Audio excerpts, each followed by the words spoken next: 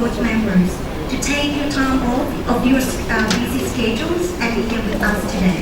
Before I introduce you to the agenda, may I invite the Rector of the Sitani College, Khun Veeraphat Pattanapanit, to give us a very welcome speech.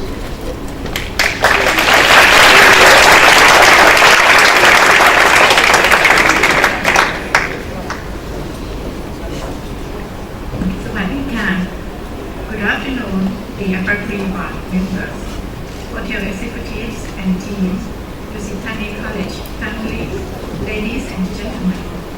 Today, the faculty board members are here to share their experiences and updates issued in the hospitality industry, which will be great benefit to all hotel executives and staff, college members and students. And we are sure that it is great concern to all of us that we are all part of the hospitality industry. As you have heard that there will be the 14th Faculty Conference 2016, which will be hosted by the Sitani College at the Sitani Hotel during May 11 to 13, 2016. The faculty board members has come to Thailand for board meeting and site inspection preparation for the event. They have shown their great intention to take this opportunity to share the knowledge and experiences to all of us in their own extra time. On behalf of everyone, I would like to show a deeply appreciation to the board members for your time and kind thoughts. There will be two topics in this program. The first one will be the top 5 trends in Asia Pacific that will impact hospitality in the next few years. And the second one is the 21st century skills and attributes needed for the hospitality industry personnel. I believe this forum will be fruitful for everyone, and if you'd like to hear more of this, I would like to take this opportunity to invite all of you to attend the 14th Faculty Conference 2016 during May 11 to 15. Thank you very much. Thank you.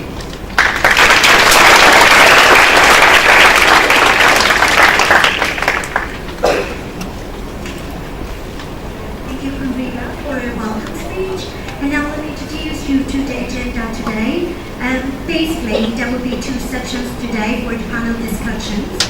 And we're going to begin with the first topic, which is the top 5 trends in Asia Pacific that will impact the hospitality in the next few years. And this panel discussion will be moderated by Ajahn Wanamina Wahama, an instructor of the Sitani College. And then we're going to move on to the second section, which is the topic as the 21st century skills and attributes needed for hospitality industry personnel. And this panel discussion will be moderated by Ajahn Khulek Abdul Samad, the Associate Dean of Academic and Research of the Sitani College. Each panel session will take around 40 to 50 minutes, and at the end of each section, you will have about 20 minutes for Q&A sessions. So now you will have an opportunity to ask and basically share your point of views at the end of the sections. And at the end of the forum, the director of the Sitani College will present a souvenir to the guests, and then we will have a photo together. So now shall we begin with the first section? So may I introduce you the panelists for this first section? First we have kindly join me and welcoming Professor Kay Chon.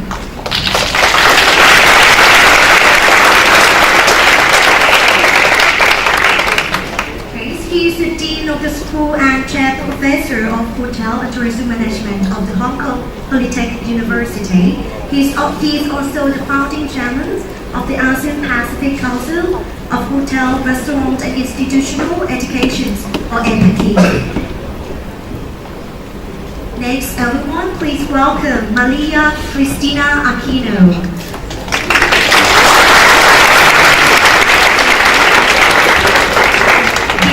Director for Planning and Development of the Museum of the Philippines University, Manila. She is currently the President of APEC.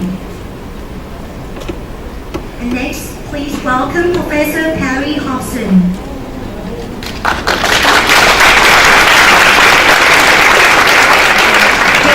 Director of Planning for Development of, oh, excuse me, I made a mistake a little bit. Sorry.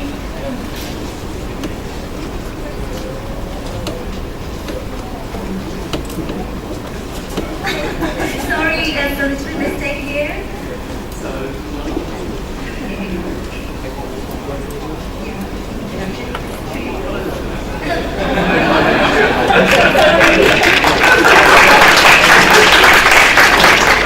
Introductions. My name is Professor Perry Hobson. I'm the Pro Vice Chancellor of Global Engagement at Cambridge University in Malaysia.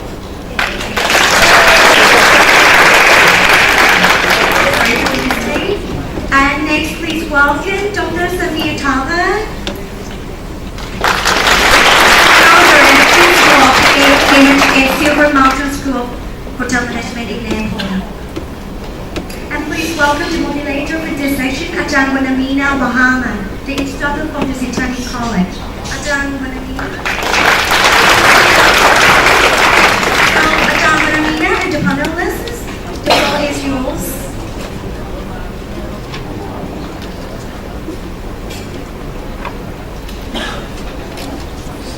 Thank you very much, Ajahn Yanapha. Swadika. And good afternoon, everyone. The Honorable Ajahn Veera, distinguished guests, researchers, instructors, and students, and ladies and gentlemen. My name is Nana. You can call me Nana Wanamina. It's really hard to pronounce. I have the honor to welcome the amazing panelists today. Well, in the interest of the hearing from all of them in a nice tight timing, please allow me to introduce you the mechanism of this forum. So if you wish to ask the panelists the questions, we will wait until the Q&A sessions after the panels finish the presentation. And then you just need to raise your hand and then say your name and then which department you're from, then you follow with the question. Alright? So now let's, for the first round of the questions to all the panelists, let's hear who's sitting next to me here, Professor Kay Chon. Well, it is pretty much impressive that it is an honor for me to moderate the Ulysses Prize, the recipient today. So, would you mind to tell us a little bit to the audience what is the Ulysses Prize?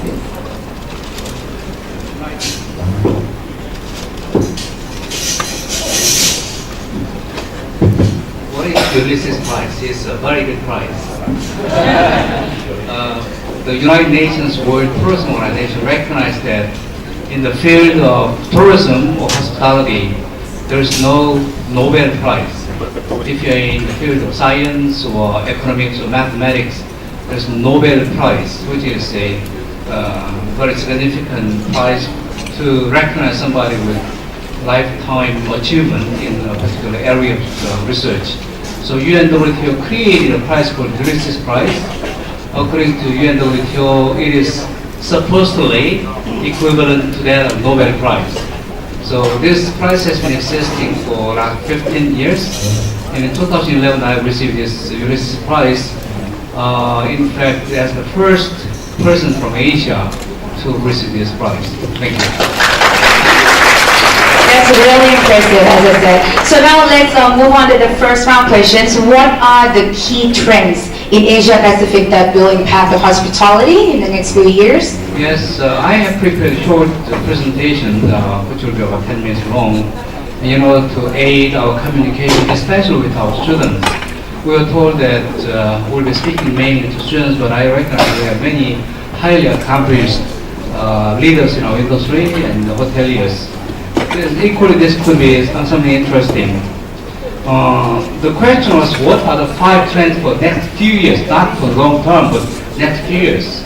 So at the beginning, I thought about more long term, but I thought these are some issues that come to my mind when it comes to the next few years. One, I think we can expect there will be increase of visitor arrivals in our part of the world, especially there will be increase in intra-Asian travelers, because if you look at statistics from FATA, now 82% of tourist arrivals in Asia are coming from other Asian countries. So that trend will continue, especially because of increase of airline capacity with increasing number of low-cost carriers. And travel becomes more affordable. Now the oil price keep dropping and dropping, which is also helping. And then the final, the China factor, meaning that last year there were 106 million Chinese traveling internationally. Despite some challenges China is facing economically, this trend will continue because there's pent-up demand for travel. Secondly, the world economy is changing from, there has been a correlation between growth of tourism and the change of economies. Starting with industrial economy, after industrial revolution in England, people started traveling. And then we talked about service economy for the last 50 years. Economy became service oriented, and now we're talking about experience economy.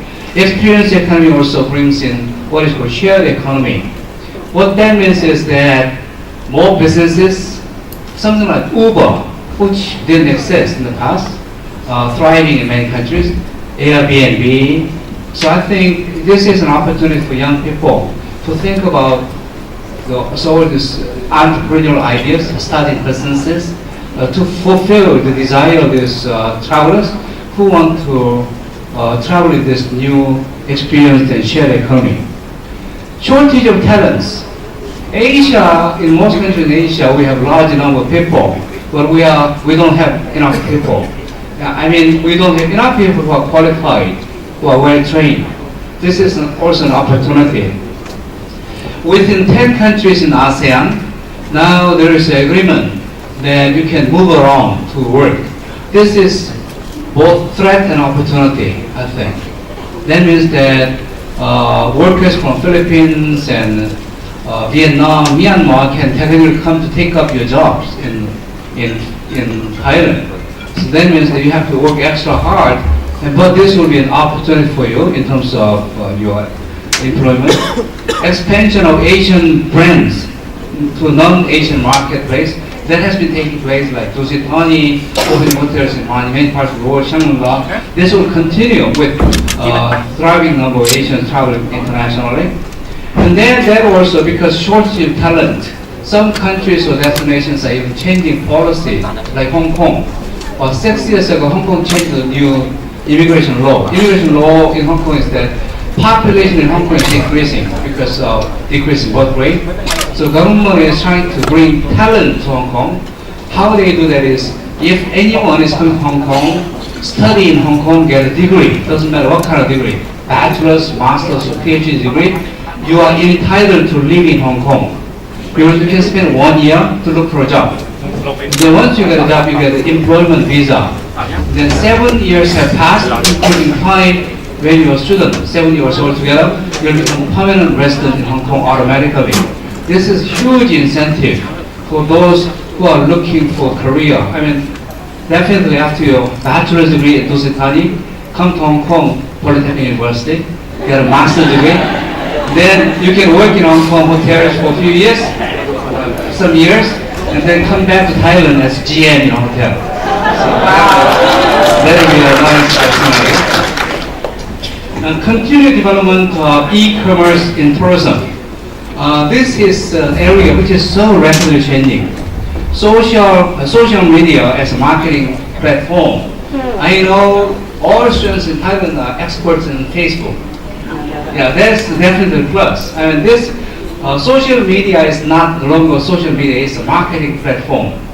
In many hotels, they don't spend a dime for print media nowadays. It's all about digital marketing and social media. So I think that is mega online travel agencies. We love these OTAs because they are helping our businesses, but we hate them because they are blood suckers. They are taking 25% of our profit, right? But we cannot avoid them because they are becoming so sophisticated. Dogs are fighting dogs, and dogs are buying dogs. And they are becoming bigger and bigger. One company is owning other companies like octopus legs. They are all connected. They are becoming more and more sophisticated in terms of their marketing. So you have to just work with them. That is trend. And finally, emergence of mega hotel chain. Recently, what happened? Marriott bought Starwood. And what else? Accor bought Raffles and Swiss Hotel in Fairmont.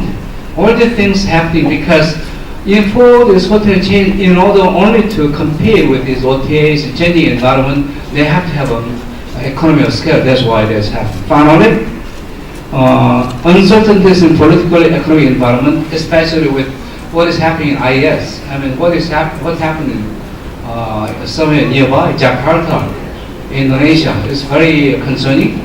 If anything like this happens in Bangkok, I'm sure it will not, but if anything like that will really wipe out tourism industry. So this is concerning terrorism, and also oil prices keep dropping. Now there is even rumor that oil price can drop to $20 a barrel. If that happens, that will certainly. These are my take of 5 trends, and you can always connect with me on any of the social media platform. Thank you very much. Thank you, Professor Kechon. Very informative and interesting point. So probably we'll just want to move to Ms. Christina. So what do you think are the 2 most important trends?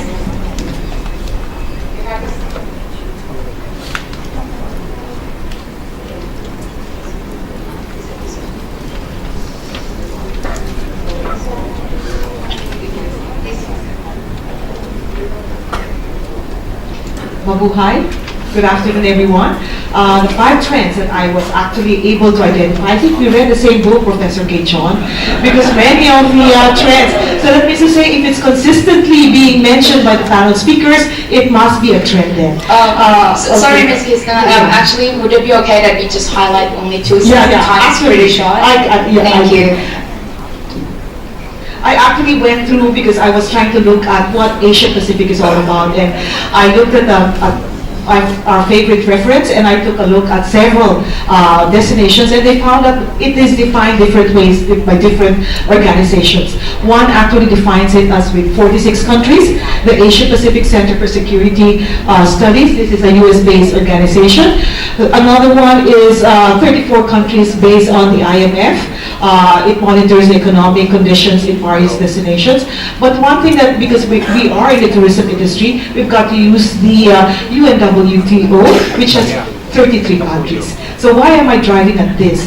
Because I also took a look at, last night they came out with a very nice compilation of top trends in mega trends forecast, and I read through it, and some were consistent to what I'm going to be presenting today. 15 of the mega trends as indicated in the SCIF report, but for me, I would like to make mention that we will now becoming global citizen.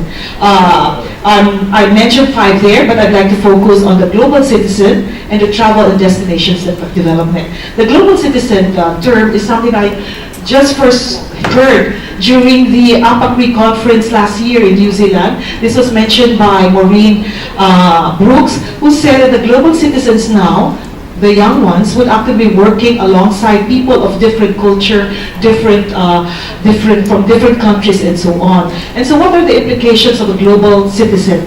There has to be global sensitivity among us. We would have to make sure that we're able to recognize differences in religion as well as cuisine and history and food, because this can be a bone of contention, especially when we are working alongside people of different cultures. There would be multicultural workforce, and I'm glad that this is actually emphasized here in Lusitani. You've got very different faculty members from different countries. Multicultural tourists as well will be present there. English now would be something that we have to emphasize, because it would be the international language for tourism and for tourists and tourism professionals. A second trend that I'd like to focus would be travel and destinations, the use of budget airlines as well as new attractions that are happening. One article that came out just last week would be one of the destinations that came out was Palawan, the underground river that we have. It actually bested more than 147 other destinations. But what I'd like to emphasize here is that even if to reach that particular place, you've got to go through 1.5 hours of unpaved roads. It has limited 5-star hotel room facilities. They only offer boutique hotels at most, or maybe just bed and breakfast type of accommodations. unusual transport will also be needed to bring you there, jeepney and tuk-tuk. And it's not going to be easy to get there, but in spite of that, it has bested quite a number of other destinations. Unique destinations with sights, sounds, and food. What are implications about this? The rustic appeal of a destination would be something that would be calling the millennials as well as the non-traditional tourists. Digital marketing is also going to be very pronounced because it will reach a wider market as well via sounds, visuals, and online booking. The travel to the destination is part of the appeal because if you make use of the regular routes going to different destinations, you've got to make sure that you also give them something unique to experience there, and the low-cost carriers as well. They say it's more fun in the Philippines, but talking and sharing thoughts with iCree or APACree as well as with Lusitani is more fun. Thank you very much. Thank you. Okay, so let's move on to President Harry. Again, it's the same questions to you, and just highlight only 2 trends, if it's possible.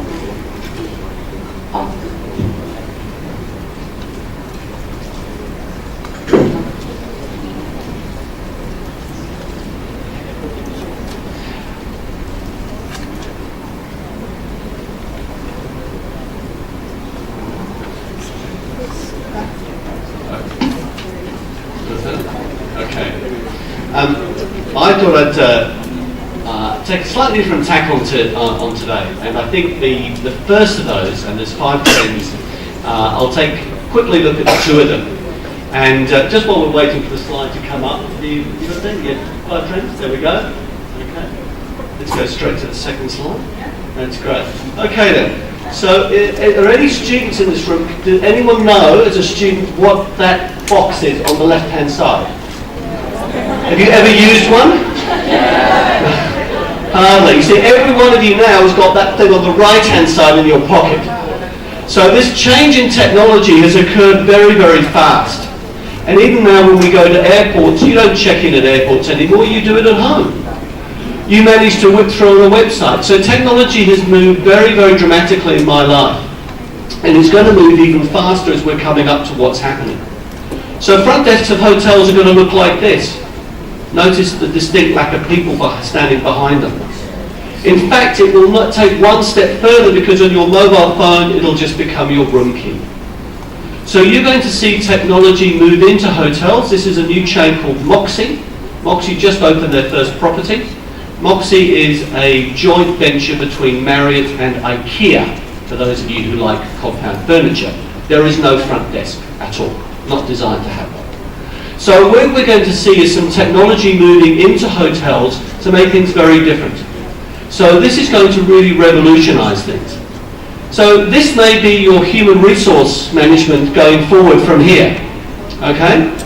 So as certain countries like Japan have seen a massive drop in population, they're moving and investing very heavily in robots. So we're going to see a whole lot of change.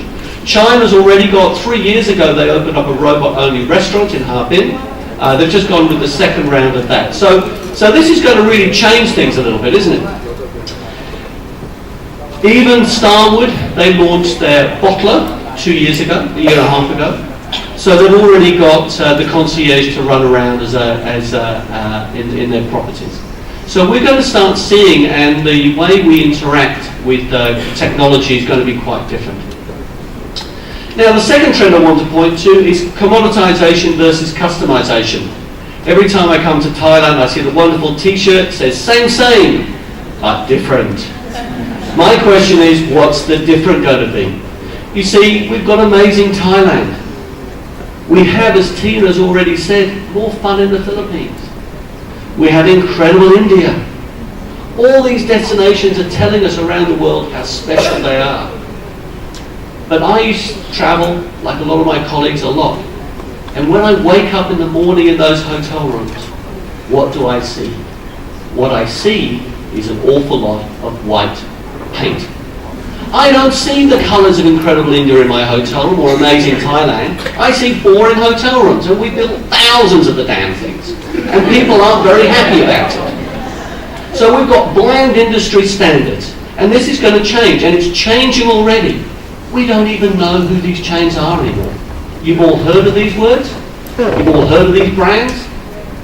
Which one's which? If I showed you 3 cars or 3 handbags, you'd tell me in a heartbeat. So these are the challenges I think we're facing. So those will be my first 2 trends. Can I have some more time later and we'll come back? And then I'll tell you about what I think my other 3 are going to be. So we're going to see the shift from commoditization, and then I'll talk about trends 3 and 4 next. Okay? Thank you, Professor Perry. And now let's move on to the last but not least. Dr. Samer, what would you say about the 2 trends, sir? Shwadika. Swadika. Swadika.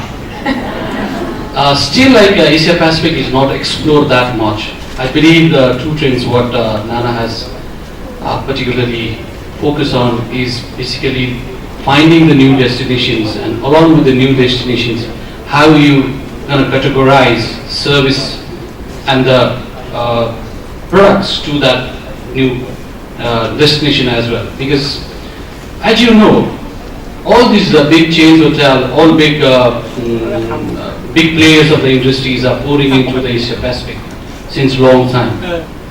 But still we are lag behind of so many things. We are not up to very much to the developed countries like US and Europe in terms of our infrastructures, or in terms of the trained manpower, in terms of the efficiency of individuals. But hundreds and thousands of new destinations need to be explored, and the product has to be developed according to the destinations.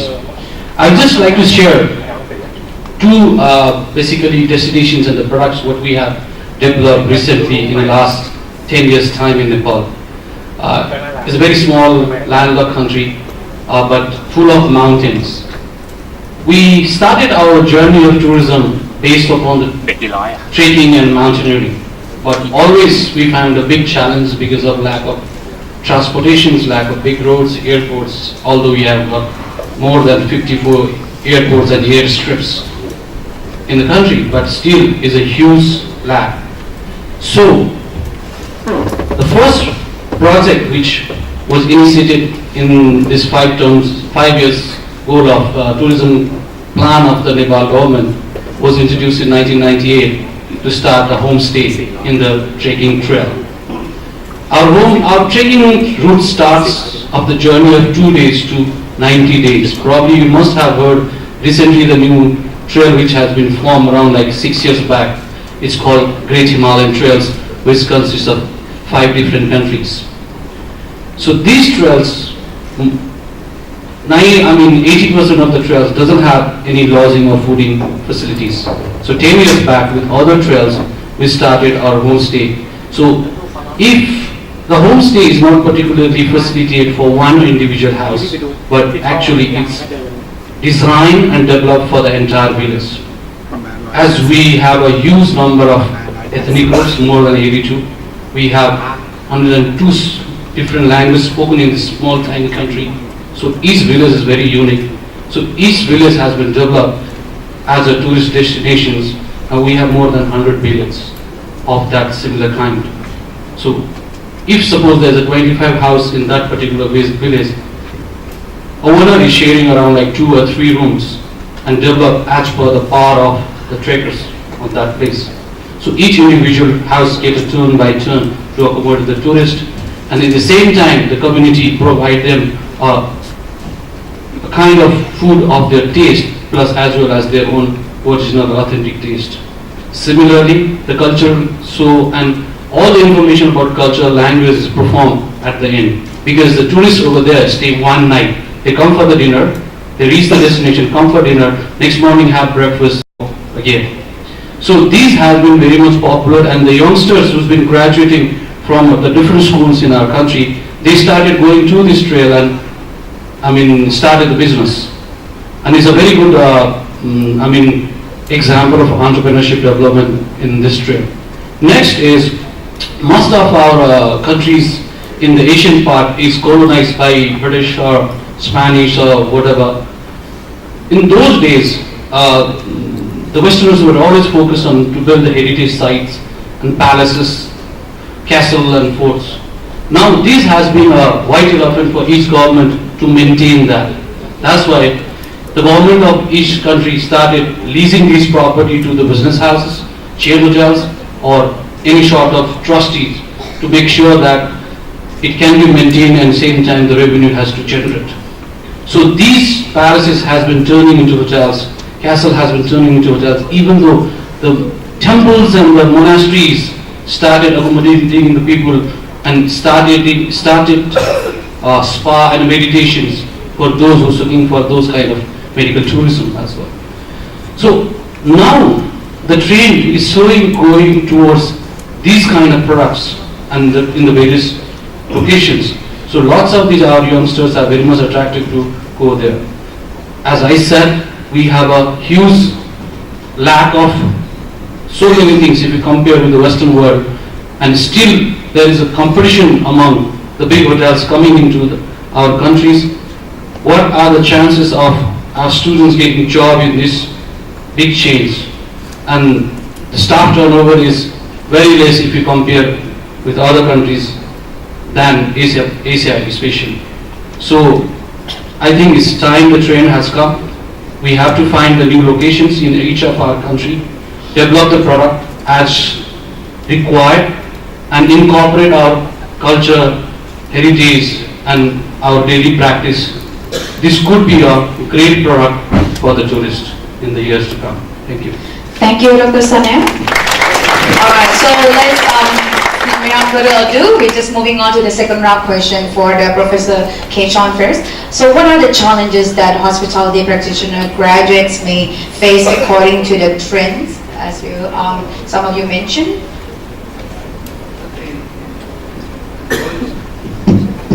One challenge is to keep up with the information. This is challenge not only just for students, for me as well, for anybody, because now we are living in the world, there is too much information. For others, all the information, good information, maybe not. So we have to develop the ability to perceive the world in a qualified way. I think that's very important. So how you can do that is education. You have to continue to learn and spend time.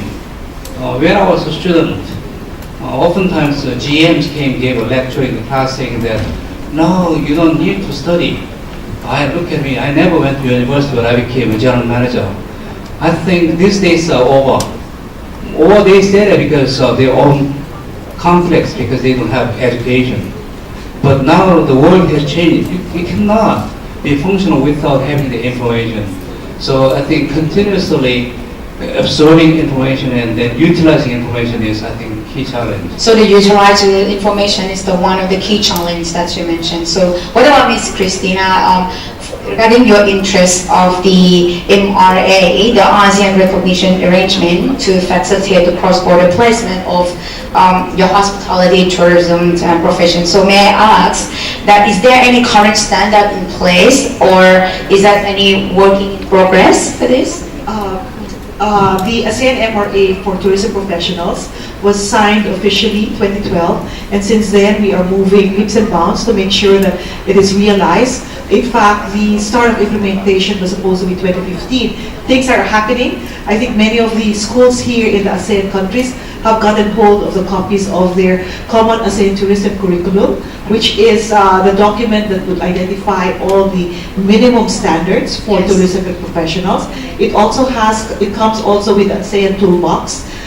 This actually provides all the materials that are needed for you to be able to deliver the program. But of course, knowing that there are many schools or many higher education institutions here in ASEAN, just in the Philippines alone, we have around close to 2,200 higher education institutions, and of that, more than 900 higher education institutions offer hotel and restaurant management or hospitality management. We have close to around 300 or 400 that offers tourism. So how that can you be different from the other schools?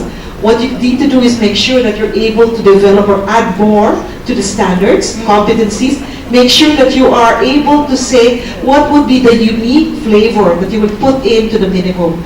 I was very happy when Dusitani and LPU, our university, actually partnered together. We were able to come out with an LPU brand, our school, and we have already provided in place all the academic as well as the laboratory facilities that are needed to implement that. But now we are learning that we've got to make sure that we level up our curriculum to make sure that we could compare, at the very least, the minimum standards of the ASEAN. There are a lot of things that are happening. In fact, the Philippines will be hosting the ASEAN Tourism Forum next week. Wow. You host that every 10 years because there are 10 countries, so you take their turn, and the Philippines will be hosting that next week.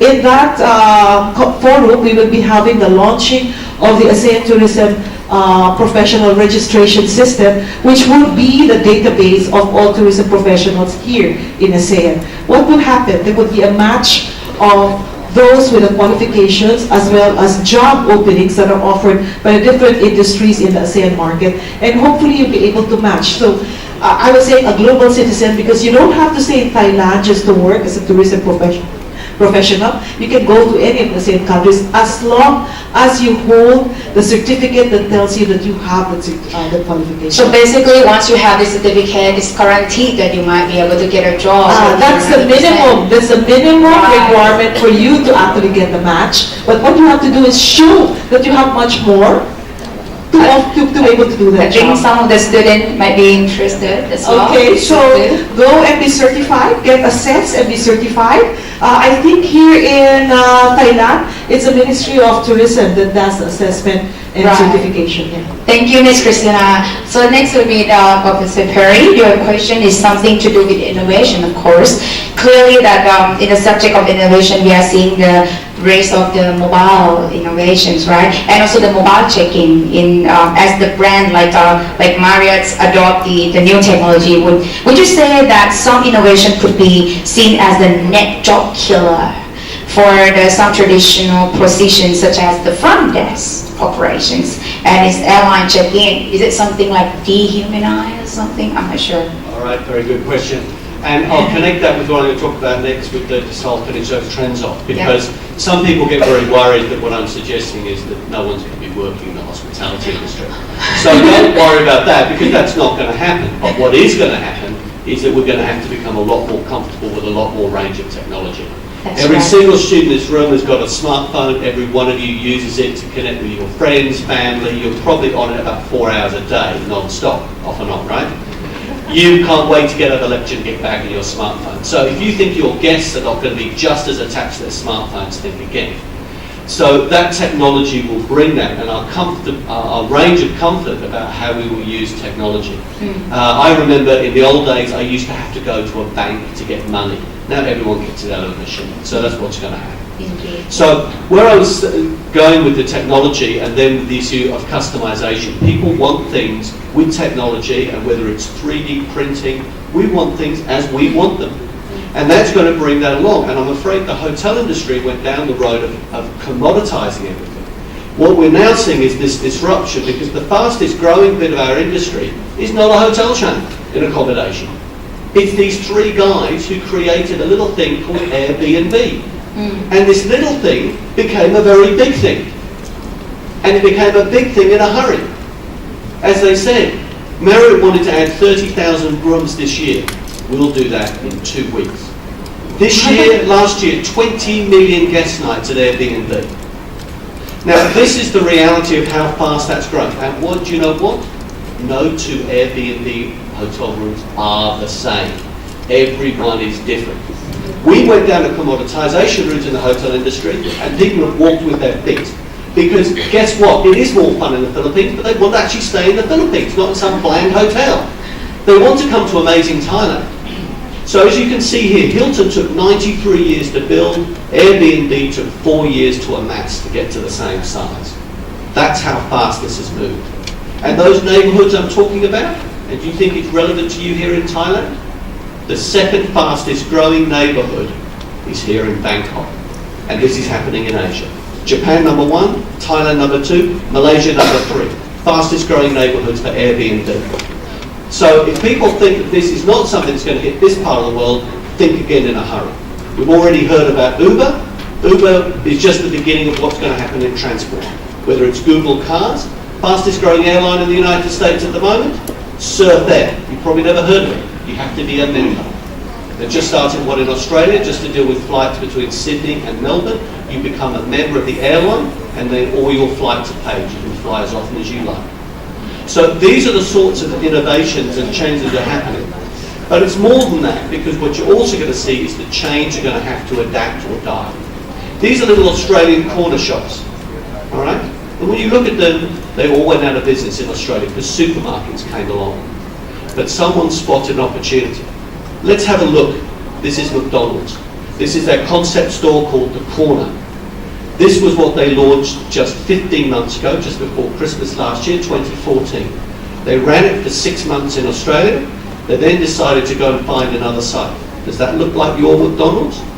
This is the next McDonald's, and it's already hit. Wow. Because this is what McDonald's is going to look like, and as Kay, my friend over here, knows, they just opened the first one in Hong Kong last week. This is their test site, opens up in Admiralty in Hong Kong Island. So this is what you're beginning to see. This is going to be your customization. Remember what I said earlier? Commoditization, every burger was the same. Customization, everyone is going to be different. And if you think it's them that's doing it, you've been to Starbucks? Okay, let's look at some other Starbucks. These are their test concepts. These are the sorts of things that Starbucks is working on at the moment. And Starbucks won't just be about coffee, it's moving into tea.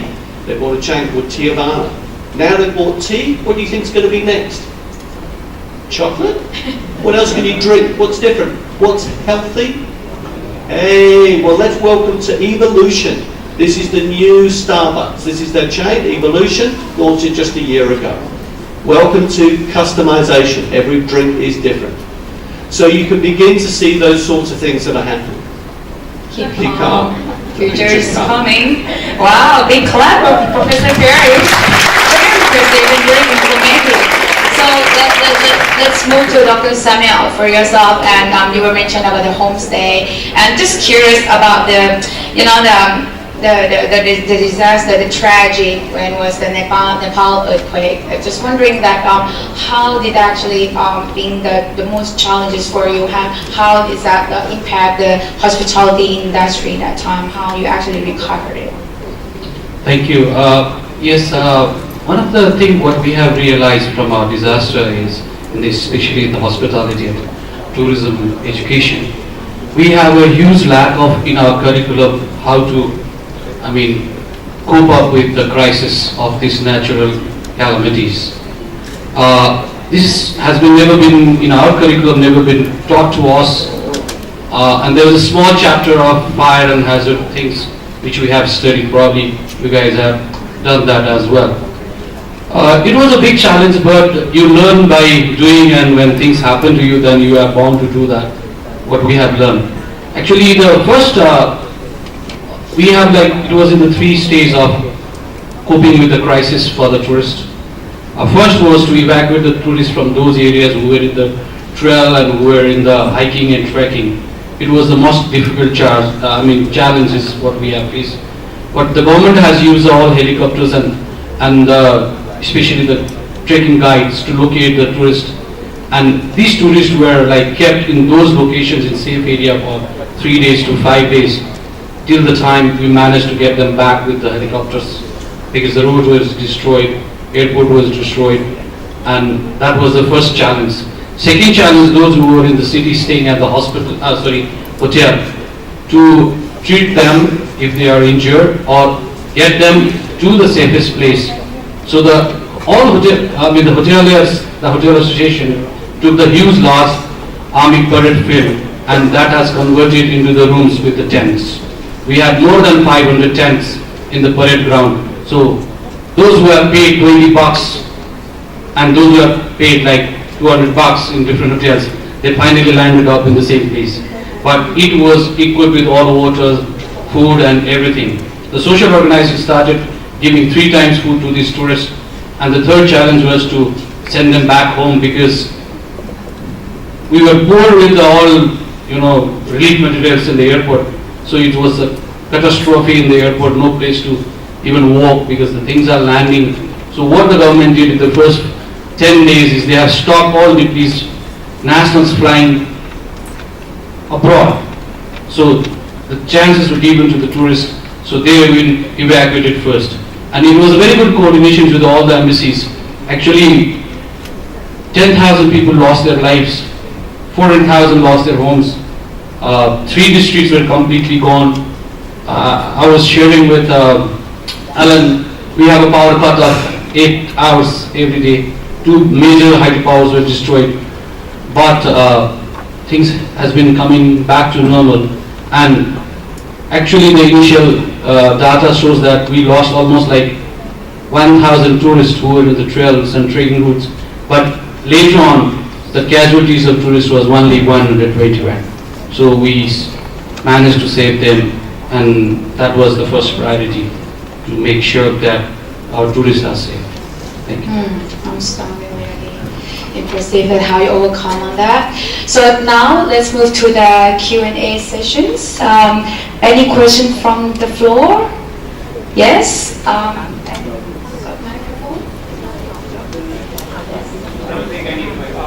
Maybe from the back. Just unable to hear you. And sorry, maybe you want to start with your name and what department you're from and with the questions, please. Thank you. Patrick Donahue, General Education Department. Technology is not going to stop, but my biggest concern is that by moving everything to technology, we take away the gatekeepers from the initial safety of our guests. The more technology we have, the less face-to-face we have. Hotels are a huge soft target for terrorism. Without having any human interaction to eye the guests, it makes us more vulnerable. How do we balance safety with technology? That's a very good question. This question maybe Professor Perry would like to answer for this question. I guess I'm not going to put too much faith in technology, but let me add that my initial response to that is that most airline crashes are due to pilot error, not computer error. And you have to start with that first point. Now, so second point is, will that bring us more vulnerability? Again, I think technology, and if you actually look at the security that's been put into most airports, it's actually about the technology. It's not about actually having people eyeballing people. So yes, that will be an element of it, but I think technology actually may bring us greater security rather than less security. And that's why hotels have put in key cards so you can only enter certain rooms, get into certain access areas, etc., etc. So I think there'll be a balance of that. I think the big challenge for the hospitality industry is to work out how we put the hospitality back into the hospitality industry. What we've done is get our staff to read through scripts. Hello, welcome, who are you? Have you got a credit card reservation? When people check out, the first question is always, did you take anything from the minibar? It wasn't, did you have a good night's sleep? Thank you very much for coming. Did you take something from the minibar? If you've ever worked in a hotel, you know what happens, or been the same one. We took people out of the equation. And that's why people go to Airbnb, because they want to stay like a human. That's their motto, their motto and so forth for the company. So we need to put that back in, and what we need to do is to put the hospitality and put our cultures and our people back in the front line again, not just reading off scripts. Because I think for most of us, we're so comfortable dealing with questions like that, you can do that on a phone. So think of all those days before you checked in, have you got bombs, have you got this? You just click a button now. The result's the same. Has it made aircraft or airlines any less safe? No. Sadly, again, I come back to the point, it's generally been the pilot error that's been often the problem in this. So I actually believe that that combination will go forward, that technology will actually probably make us safer, and that I do believe and hope very much that the way we use our people will actually make this industry more hospitable once again and take us back to where we were. That's a brilliant answer. Thank you very much, sir. Any other question on the floor? Yes, you have over there. Yes, so I'm Catherine from third batch at ESL program. So my question is, Mr. Perry, as you say, we will... It's not working. Now it's working. Yeah, so as you say, we will have the robot for the next generation in the hotel, right? So I'm concerning about our next generation student. Like we are studying about hospitality and hotel. So what's the way for us? So does that mean we will losing the job opportunities? Wow, that's a very lovely question. Well, a very good question, and like the question that came from the gentleman before you, which is an excellent question. These are the challenges I think we're facing as an industry. So, as I was going to go back to that, I don't think we will, and I think to end where I was pointing out in my last response, that I think actually it will empower people. A lot of hotel chains are now taking staff out of being in one role to multi-skilling, because again, what they realised was people standing there asking guests the same question, doing very routinized jobs, was actually very boring. And in fact, turnover in a lot of these hotels, and as we know in the industry, has been going through the roof because of that. So I think what we'll see is, just like with other industries, that we'll see the technology and the human interaction come together. And so my hope is, as I've said, is that in fact we will be able to put the hospitality back, so that as in the future, employees do actually feel empowered, because the reason a guest is going to stay in your hotel is because they actually want to interact with the staff and the people who are there. So I don't think it's going to make masses of people unemployed. What I do think it will do is allow us to rededicate time, the routinized jobs, the dare I say, the boring questions and the things we don't like to do, technology will take care of them. And that being able to actually welcome people when they come into your hotel, so you can get out from behind that front desk. So just think about how intimidating it is. You go into a courtroom, the judge sits behind a desk. You go into a hotel, the employee stands behind the desk. You as the guest, you have to come to me. Come here, walk here, please. Stand in front of me. Now I'm going to ask you the questions. Is that hospitality? No, it's not. It's like a courtroom drama. We don't want to be putting our guests on trial. You want to be able to get out from your front desk and welcome people. Would you stand behind a desk at home to welcome somebody? No, that's not hospitality. We've industrialized it and taken the hospitality out of it. So I think going forward, we'll get the staff away from being behind the desks, being able to actually spend more time with guests, and that's what will drive customers to your front door. So I think your job is very secure. So don't worry. You're all safe. Okay, so the next question from the floor. Yes, we have Sunny.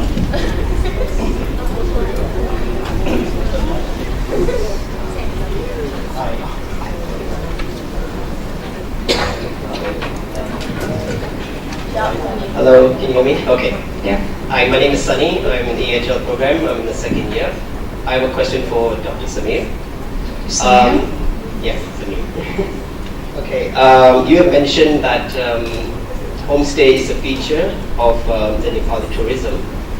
What I would like to ask is, how is the Airbnb corporate model, would just work with this concept? Thank you, Sonia. Airbnb had just been started, as I told you in my speech as well. We do have lots of lackings in our technology, in our training and modernizations. Still, Airbnb is very new for us, and definitely I focus on your point that Airbnb could be a very ideal product for these locations, and it could be very useful as well. But there are some challenges which you have to incorporate, because usually the tourist which goes on the mountains, they usually are in the package, because they need a porter, they need somebody cook on the road to make them food in between. I'm talking about the accommodation at the lodging property at the night where they will be staying, and these homestays are the ideal one. But I'm sure in the future Airbnb takes place a bigger role in these routes as well. Thanks. Thank you very much. That's a really good question. So we have one more question. We have time for one more question. Yes?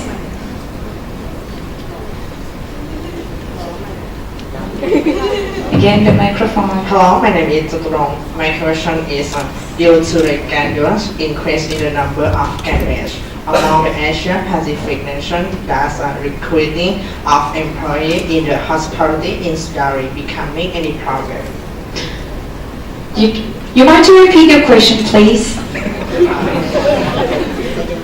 Due to the graduate increase in the number of graduates among the Asia Pacific nation that recruiting of employees in the hospitality industry become any problem.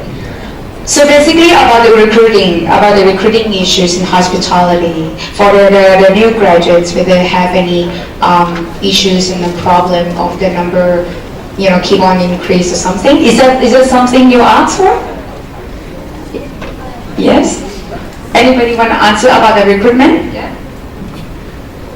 I think not just directly to answer your question about recruitment only, but looking at big picture.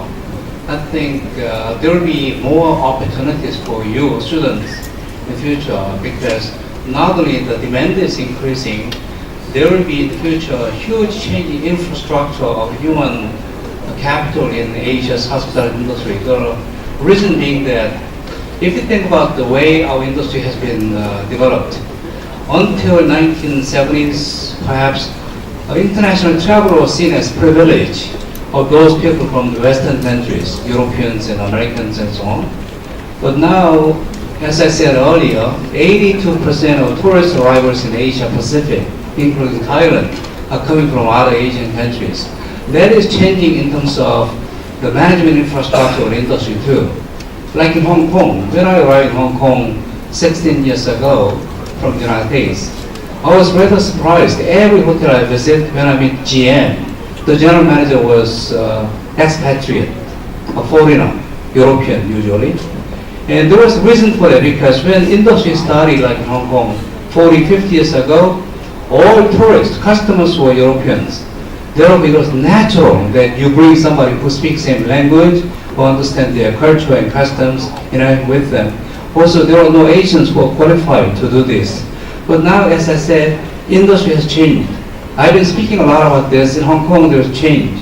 In Hong Kong, the one hotel which is symbolically seen as a face of Hong Kong hotel industry is Peninsula Hong Kong, which is all these five-star hotels still regarded as symbolically as a face. This hotel is 85 years old. For the first time in 85 years, now they have finally local Hong Kong person as general manager.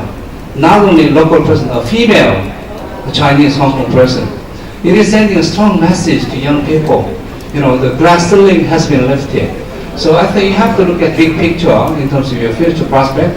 There will be many, many opportunities. Thank you. Yes, sure, you can. I'd just like to add that hospitality is now penetrating other industries as well. There are emerging industries that require people with the hospitality skills. Take, for example, many of our graduates now are going to hospitals. They've changed already admission to be it used to be a very cold way of being admitted to a hospital, but now you've got like similar facilities that you have in a hotel. In fact, there are, when we attended the APAPRI in New Zealand, the term now that's being used is not hospital, but it's hospitals already, because they have the service of what you find in a hotel in a hospital setting. I was talking earlier with Purvira that there's one graduate now that's part already of the hospital kitchen where he prepares special menus, and in fact that is also happening in other parts of the world as well. Banks are now using many of our graduates already, especially when they open new accounts.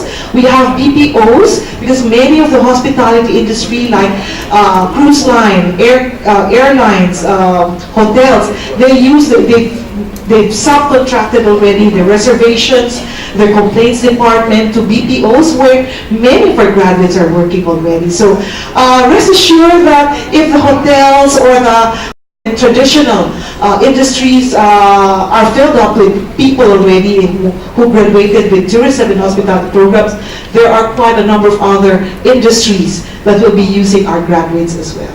Thank you. All right, thank you. So we have time for my question. Is there any on the floor? Yes, we do have one more over there. Where's the microphone? Microphone? Yes. Okay. Yeah, it's working. Yeah. Hello. My name is Didi Bong. I'm an instructor at the Citadel College, and I have a question about the low-cost airline trend. Yeah, but you mentioned that for the low-cost airline, tends to, the sales of low-cost airline tend to increase in the future, right? So I wonder about the five-star airline. The five-star airline. Will the five-star airline have an effect on this one? Maybe. Yep. The last part of the question. Would you mind to repeat your question again, please? Sorry. The last part of the question is, According to the increasing in the sales of low-cost airline in the future, will this one affect the sales of five-star airlines in so I the think the future? question is whether the thriving growth of low-cost carriers will affect the growth of five-star airlines. Yes, correct. Maybe not, because you are dealing with, we are talking about size of pie is increasing, not replacing one with another. So the overall size of travelers is increasing, and then perhaps we can see the growth of both markets. Thank you. I would add a couple of things with low cost and full cost airlines, if you like. One has been that the advantage, one big advantage of low cost airlines is that they are new airlines. They don't have the legacy problems that Thai Airlines has, that Malaysian Airlines has, etc. And the big carriers, the super connectors, as they're now called, like Emirates, Qatar, Etihad, are phenomenal. And Malaysian Airlines has now just pulled out of everything out of Europe apart from London and has thrown itself into bed with Emirates Airlines, which Qantas has already done. You simply can't compete. So for long haul, the change of that connectivity and the fact that the old airlines in Asia, and probably one exception is probably Cathay Pacific, but the other ones are mainly national carriers, are all in trouble. And that's a history of legacy, crew, overstaffing, political patronage, you name it, they've got a problem with it. Low cost has got problems in Asia too. Tiger Air is in a lot of problems. Singapore Airlines had to buy it out. They've had low cost airline problems in the Philippines. Indonesia has got some real safety and security issues thanks to that. Probably the interesting trend in Asia has been the arrival of low cost long haul. AirAsia X, which is now based in Bangkok as well. Scoot, which is owned by Singapore Airlines. Cebu Pacific out of the Philippines has also got long haul down to Australia and so forth. So I think that will happen. But as Kaz pointed out, the market is growing, and I think the market is therefore big enough for low-cost, long-haul and five-star. Because for a long time, the airline industry, again, to go back to my earlier point about hotels, was a commodity. Every airline was the same. They served the same. At one point, even the size of the sandwich was legally controlled by ICA, the airline, was it ICA, or the airline organisation. So now we're seeing more diversification. So I think you'll see low cost, what they call hybrid airlines, full cost airlines. In Malaysia we have Malindo, which says we're a hybrid airline. We're not low cost, but we're not a high cost legacy carrier. So you're seeing that diversity, and I think the destinations, that will be good. It'll bring in different types of guests, different price points, and I think will continue to spur the industry. So I don't think the airline industry is a zero-sum game. I think there's quite a lot of different things happening, and one needs to understand that. But I believe that the legacy carriers are going to continue to struggle. They're being saved by the low oil price we just spoke about. When the oil price goes back up again, if they haven't solved their underlying cost issues, they'll all have problems again. Yeah, sure, you can. May I just add? I guess you've also got to consider the market that they're trying to sell their seats to. The low cost attracts maybe those who are in a very tight budget.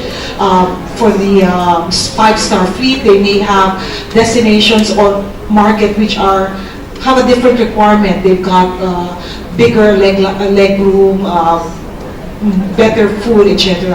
So I think they're not competing. But what really is created now would be destinations that these traditional airlines doesn't have the luxury of developing. The low-cost carriers now are developing destinations that were not considered profitable by the big carriers, simply because it did have the volume, but now the noise, the marketing, etc. And it's very good for countries that have destinations that are not yet there, but are slowly creating noise that would be attractive for a specific market. So there will be differences on what attracts customers for local carriers versus the five-star airlines. Okay? Yep, thank you. Any more questions over here? Yes, we do have one more here. So that will be the last question, I guess.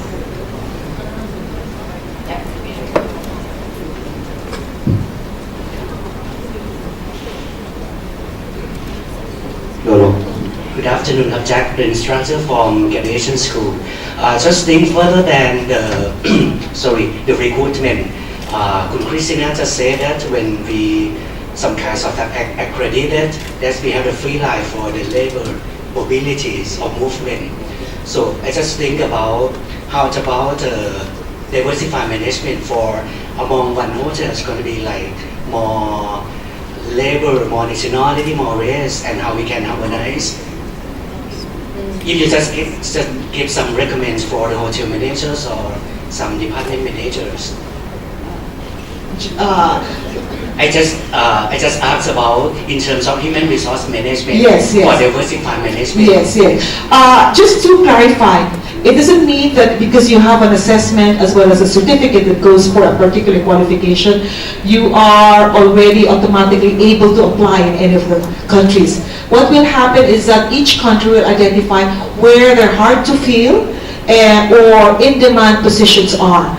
Because if you have enough locals who will qualify for the position, then the locals will be given priority for this job. So that assessment and certificate that you get will only open doors for you if there are openings in the local market for the in another ASEAN country. But having said that, you will now realize that in the same position, you can actually have people who are coming from other ASEAN countries. In many of the events I've attended on ASEAN, I make the mistake of talking to them in Tagalog because you look at your seatmates now.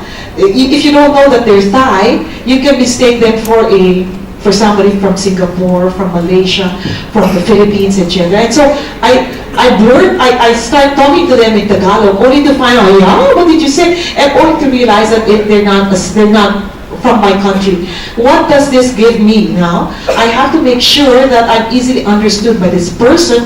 I've got to also recognize what makes him different in terms of the food. So, for the Muslims, there will be Ramadan that they really strictly follow. So during those periods, you've got to be very,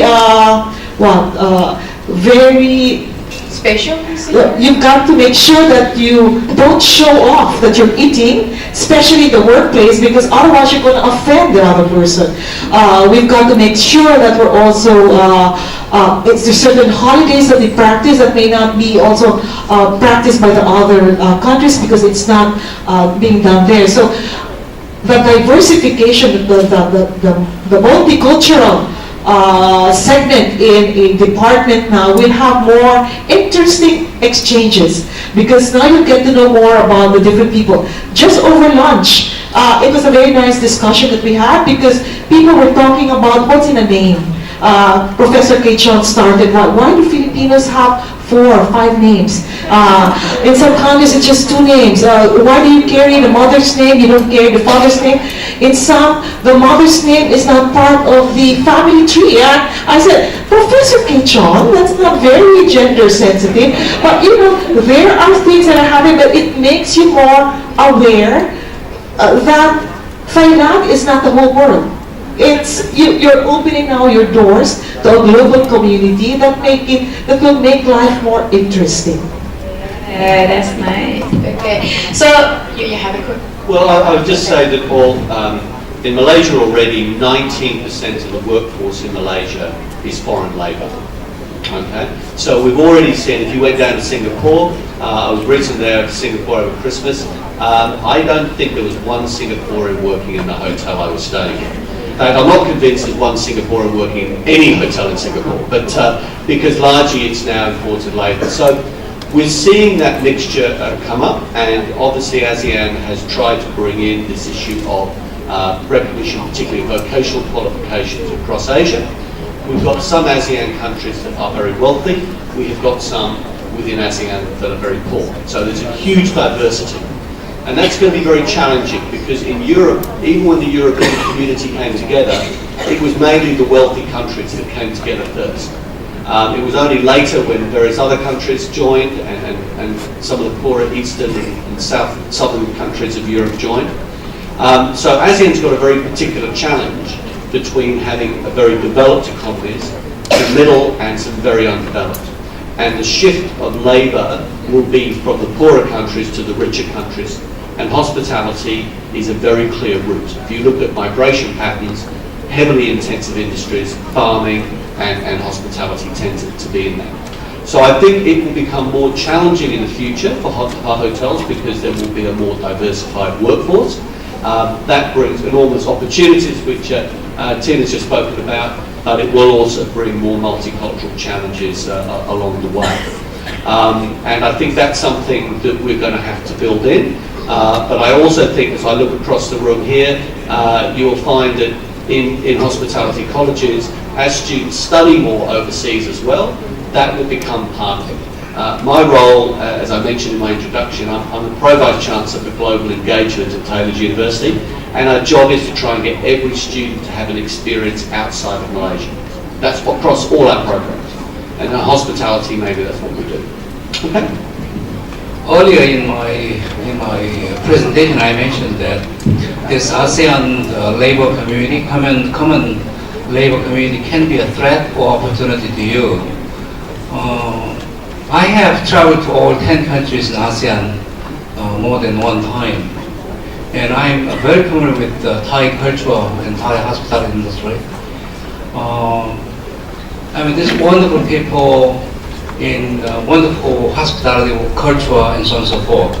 But I think, in my observation, there are two things that young people in Thailand need to think about for the future. One is, many of you speak very, very good English. I'm impressed with the way you are articulating your questions and so on. But that is an area you have to continue to improve. Whether you like or not, English is lingua franca, is the language for our industry. So you have to improve your English. That's one, to have a successful career. Secondly, you must be willing to work away from home too, because that's one area that Thai students are a little bit shy of. Like young people in Philippines, they would love to go to Dubai or Abu Dhabi and work. When for Thai hotels, when you say that, do you want to transfer to Maldives or Dubai, they will like it for 1 week or two, and they will be homesick. They won't want to come back. And I think this is a common story I hear oftentimes. So you have to be a little more globally minded and think about future. The world is far more than Bangkok. So you have to really think, and so that's one. Secondly, you have to always question yourself. I think there's nothing wrong to question. So don't just accept the things when adults say to you. Be critical, you know. Then you have to think about, critically, and then think about some innovation, some new ways of doing things. You can always question, is there a better way of doing it? Our industry is one of the most traditional industries because our industry is very old industry. Usually the older the industry is, the more traditional the industry is. The more traditional industries, they are less innovative. Hotel industry has been around for centuries. When Jesus Christ was born, his parents couldn't find hotel room because all hotel rooms in Bethlehem were occupied. So that's why he was born in a farm, an Airbnb. So anyway, so this industry is a very traditional industry. A lot of things we do in our industry is because of tradition. We do that because we have done it. Earlier mentioned was mini bar example. This is a story I love to share. As you know, in our school, Hong Kong Park U, we run our own hotel called Hotel Icon. This is hotel which made a lot of news in hotel industry worldwide. When university invested about $170 million building a hotel, trying to run the hotel for teaching and research, but at the same time making it commercially viable, making money. People said, you are very innocent, you are naive, you are academics. You know how to teach, but you don't know how to make money. But this hotel has been very successful. Only in 3 months we turned around business into profit orientation. Now running hotel 90% occupancy at ADR of $300 a night. So it has been very successful. TripAdvisor, which you are familiar with, has consistently ranked this hotel among top 5 in Hong Kong, among 700 hotels. And many hoteliers are coming to look at it and say that, you know what, why this hotel is successful is because innovation. We built in a lot of new thinking. One example, minibar. When I travel, I know what they will ask when I check out. Sir, did you use anything in minibar last night? That's a common question across any hotels. And I don't use them. You know why I don't use them? Because they're too expensive. I can go to 7-Eleven across the street. I can buy that whatever the water for peanut for 15 baht. But why do I have to pay how much? 60 or 70 baht for a bottle of water? So I'm not that stupid. So I don't use them. In fact, according to one study, we found that 95% of hotel guests don't use mini bars. Actually, no hotels are making money on mini bar. It's a cost center because it costs too much to check, recheck, and then sometimes items expire. You have to reprint them. But nonetheless, the hotels are doing this and asking you, sir, did you use anything in mini bar last night? In one hotel, they didn't even trust me. They sent somebody to check to make sure that I'm not lying. And then I couldn't even leave the hotel. I was taken hostage. And they said, you know, when we checked the mini bar, we found a can of Coca-Cola is missing. I said that I didn't drink it. Oh, a can of Coke is missing, you have to pay $3. So I said, I must tell you, I never drink Coke in my life. I must have drank maybe Pepsi Cola one time, but not Coca-Cola. And no, you have to pay $3 because one can of Pepsi and Coca-Cola is missing. And I was standing there for like 10 minutes and I was worrying about flight. So I said, how much is it? $3. I'll tell you, I'll pay you $3, but I will not come back here again. And I told this story many times to many people. Actually, I reported to TripAdvisor too, also. Think about this. I mean, this is waste. So in the Hotel Icon, where we are running, from day one, we came with the idea that, let's see, what are the things people need in a minibar? Water, sparkling water, Coca-Cola, Pepsi, whatever you have. Even we have Red Bull. And we also have a beer. I like Chang beer, the Thai beer. So we have Chang beer in every guest room. You know, we explain to guests that this is all free, and the problem is many of them do not believe that. They keep calling front desk to make sure this is free. So now we have a sign in every room, mini bar is free, please. Actually, it's not free, it's included in room rate. This is secret. So, yeah, so I think this is an example of innovation I'm talking about. So you ask a young mommy, you have to really question whether this is the best practice. Is there any better way of doing it? So I think this is what you have to think about for the future. Thank you. Thank you very much. Okay, so now the session almost ends. So allow me to summarize some of the key points. I believe that 5 trends that I pick up from all of you. It's really significant, actually, most of them. So I think only 5. Correct me if I'm wrong. The first one from the Professor K. Chon first. You're talking about the shortage of talents. That is something that also got the question from the audience as well about that. And the second key point is the increase of the visitors' arrivals. That would be another one. And the third one is from you, Ms. Christina, about the global citizens. I think also the English fluency also for the global communication is important, like international citizens, yeah? And the fourth one from you about the new concept hotel, that technology adoption to the new concept of hotel. And the last one, but never least, Dr. Samuel mentioned about the tourism heritage. It's something to do with the tourism heritage destination is the most significant of the the trends for now and also for the future as well.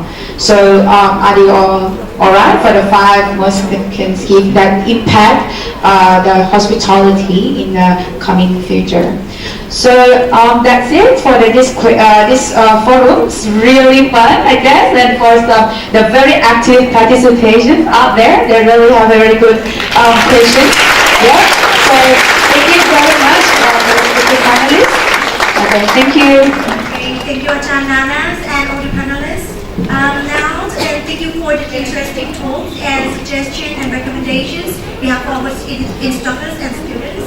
And we still have Professor Keishaw with us for the next session. So, so maybe you can relax a little bit while I'm introducing others. Okay, so ladies and gentlemen, let's move on to the next section.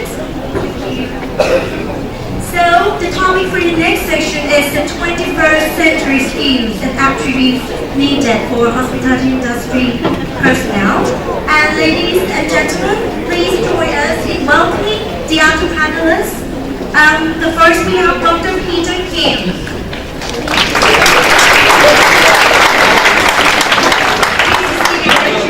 In the School of Hospitality and Tourism, Auckland University of Technology, New Zealand. And next, please welcome Professor Dr. Vic Snell, the program leader for the Rural Tourism Network based at the Taylor's University in Malaysia. He is also the director of the Taylor's University Central Research Group and the associate director of Taylor's Center for Research and Innovation in Tourism. Next, please welcome Associate Professor Evangeline E. Tingler.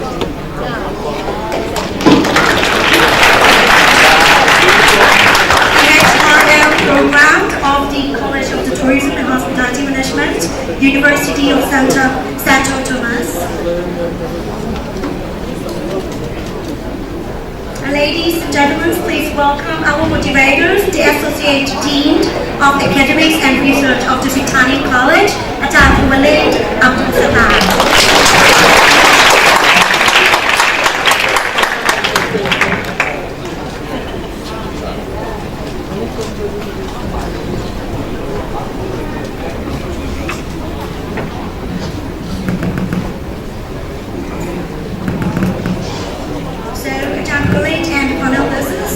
Is yours. Okay, thank you, Ajahn Yanapa. Ladies and gentlemen, good afternoon and welcome to the second panel. I feel very honored today just to moderate this session. And as you know, that the topic is very interesting. You know, Amina just asked me before, why don't you first? I said we have a plan for that. And then you see that the structure is very, related, because when the students know the global trends of the hospitality industry, and then they come back to how am I qualified for the industry, and then now we discuss about the 21st century skills and attributes needed for hospitality industry personnel, very important. Okay, let me welcome you and our distinguished guests to the panel officially again. And here we have Professor Kay Chong. And thank Professor Kay Chong very much because he still joined us in the second panel. And then we have Dr. Peter Kim. Okay, and the next is Associate Professor Vic Snell. And the last one is we have Associate Professor Evangeline. Okay. Because we have a very limited time. At first we have I thought it was allowed for 1 hour, but now we have 1.5 hours, so we can extend the section. So let me start with the structure of the section first. We will go for 2 rounds, and then each round the panelists will discuss about 10 minutes each. And then we go for the second round, and after that we go to the conclusion. Okay, let's start. I'm sure that as the educator, you are all aware about the general and global skills and attributes needed for the 21st century. If you Google it, you can see that first coming about the critical thinking, analytical thinking, communication skill, and so forth. And what about the attributes? You can find about, especially in Thailand, you want to be more responsible, how to be a good citizen, and what actually about the skill need for people working in industry. Okay, let's start with the first question. What are the most important skills and attributes for the hospitality industry personnel in the this 21st century? So let me start with the lady first, Professor Evangeline.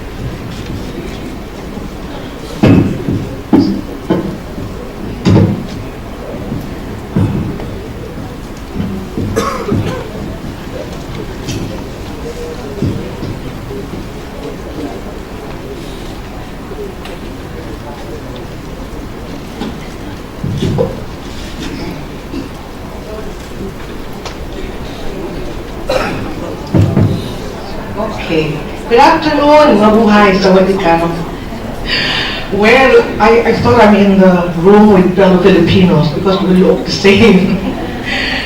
But this afternoon, the topic assigned was very challenging because we are in the academic field. We are assuming a task of producing quality, globally competent, committed professionals. And therefore lies in our hands is the future of Asia Pacific region and the rest of the world, right? And therefore we have to know what are the skills, what are the knowledge, and number one, what kind of attitude should you have? First question, are you the one this industry is looking for? Raise your hand. Are you the one this industry is looking for? Lots of hotels are coming, lots of opportunities. Are you the one this industry is looking for? Do you have the knowledge? Raise your hand. Do you have the skills? Do you have the right attitude we're looking for? What's happening with Dusit Thani College? Where are the qualified, globally competent workforce? Oh, I just have two hands up. Three hands up anyway. You have to ask the student about the Dusit characters. Those are, can you tell the Dusit character to Professor? Wow, tell me. Now there's a cultural difference. It's what we call culture diverse audience. Anyway, therefore, what must we do? People are looking at us from the Asia Pacific region, interesting development, and therefore, travel is in, sometimes not, but always up, hopefully, for all of us. And therefore, earlier, the speakers mentioned about changes, development, trends, innovations. Are we ready? That's the question. But I want to add to the development and the market. We have to know the market, right? We have to understand who are the market coming to our hotel, to our restaurant, to our resorts. Because we might have the knowledge of principles, but we know the knowledge of who are coming, what do they want, what do they need, and how do we address the needs of the guests, right? We might have all the step 1 to 100, but we don't know who are the market. Number one market these days, of course, China. China, with the millions of travelers. Do you speak Chinese? Do you know their culture? Do you know what food they want? Have it in your curriculum. Is it in the curriculum? That's one factor. Of course, second is India. Globally conquering the world with their population. Do we know the culture of India? Do we know the food they eat? Do they come to our hotel? What they prefer? Knowledge. Okay? How about this group of multi-generational travelers? Families are traveling together. Grandparents, the kids, the mother and the father. And therefore, what do they need? What do they want? Knowledge and skill to take care of them. Okay? Aging baby boomers who never surrender. We want to remain young. We are a lot of baby boomers here, and therefore, we want to remain young. We want to keep the secret of youth in the hotel. What we want, you should know. Give us. We are challenging you, future employees and managers of the hotel. By the way, workforce not all about, or getting graduates not all about getting employed. Getting into business. Being an entrepreneur. Take note of that. In the ASEAN goal and objective, we need to produce more entrepreneurs. Small hotel, small dining place, catering business. What is your market? Okay? So, after that, of course, the grain people, I think you have to understand there's a group called mochas. Who are the mochas? Guys turning 50s, getting bored with their lives and their career, and have got to bring them exotic places. So what do they want? What do they need? In America, every day, 12,500 guys are turning 50. So what do they need? What do they want in the hotel? Knowledge and skill and how to take care of them. And their attitude as well. I hope I don't offend the guys here. Turning 50s. There's a lucrative market for the mochas. Okay. I mentioned about China, and of course, a lot already we mentioned about technology. No way of getting back. It's obvious. We're living on a highly logically driven world. Now, you are students, you are what we call the Generation Z. I'm a baby boomer, some are Generation X, Generation Y, Z. There's something that maybe not within our limits of understanding. Guests belong to different generations. You have to understand them. Again, the knowledge skill on how to take care of the different levels of generations. Okay? Seamless for all of that. Gamification, guests are invited, guests are engaging, guests would like to know how to get more points. In the business, you have to know how you will make the guests happy with having more points whenever they check in the hotel or whatever ways. Okay? There's a new tourism because there's Periscope. Technology is driving us to a new world of tourism. Okay?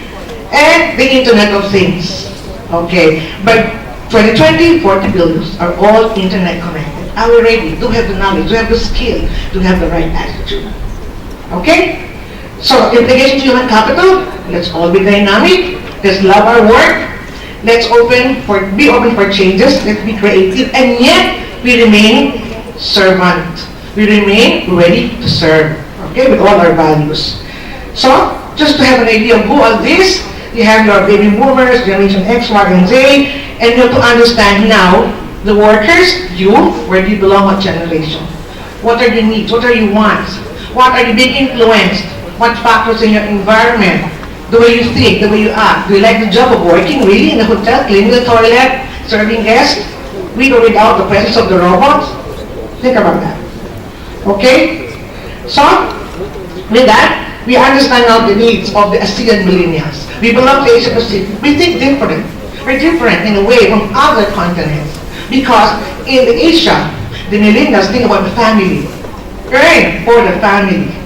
Okay? And therefore, what's our priorities when you want to work in the hotel? What do you want for the job? What position? Do you want to have your own business? Or do you want to be an employee for the rest of our lives? Okay? And therefore with that, what skills, what knowledge, and what kind of attitude do you think we should have? Okay, so a lot of things to remember. We have to remain techy, of course. We have to be business-minded. Whether you like it or not, sometimes in our life, we want to have our own business. So you should have the fundamentals of business. You should know how to blend business and technology, and so on and so forth. Okay? But don't forget the interpersonal skills, the smile, the Thai smile, the ASEAN smile, the love to serve will always be there. Let's not forget. Even there's a robot somewhere, even we're just facing, we have this transaction over our laptop, our guests still keep the smile, and there's the spirit of service. Okay, people skills, we have that. I don't think they will question. Asian people have that people skills, we have a lot of that. But remember, we need leaders. We need someone who will lead this world to a new generation of managers, entrepreneurs. Leadership skills are very important. Not all will remain employees. Some will become leaders and managers, so you understand the value of being a leader. Okay? Communication skills, oral, written, how to make good letters in English, of course. Understanding body language of the guest. Okay, the guest doesn't speak English. Movement of his hand, his eyes will tell you his needs, his wants, his problems, his concern. If he's happy, if he's sad, you got to read. You got to be a psychologist when you are taking care of your guest. Okay? Look at that. So, foreign knowledge would be an advantage. How many foreign courses do you have in your curriculum? That would be a lot. Not for you to take care of and think about. Take note the impact of nonverbal communications more than speaking and listening. So you have to have that listening, nonverbal skill for the guest. Okay? Remain creative, remain imaginative, remain hopeful for better future all the time. Remain to be an active listener. Okay. So, mentioned earlier, the world is getting diverse culturally. The workforce, the customer, the owner of the business. And therefore, it's a must that we know the culture, the religion, the respect for the rights, the food they prefer, and things they want inside the room because of their religion, because of their culture. Okay, so that is actually summarizing what knowledge, what skill, and what kind of attitude we should have as an efficient, competent, committed employee or future entrepreneur of the industry. And don't forget, physical. Remain beautiful and healthy. Good afternoon.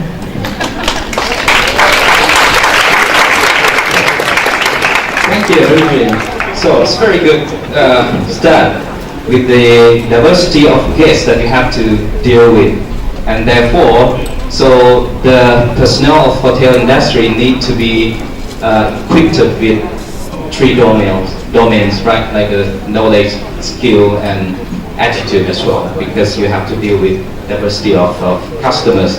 That's why you need a service-minded, how to serve people, right? Be happy with people, and the interpersonal skills also important for that, right? And we have the leadership skill and also the communication skill, as the Professor K. Chon has mentioned that the skill for the next generation is also important, and including the English skill, that English become the world language, right? And now I'd like to move on and let's hear some view from Professor Vic Nair.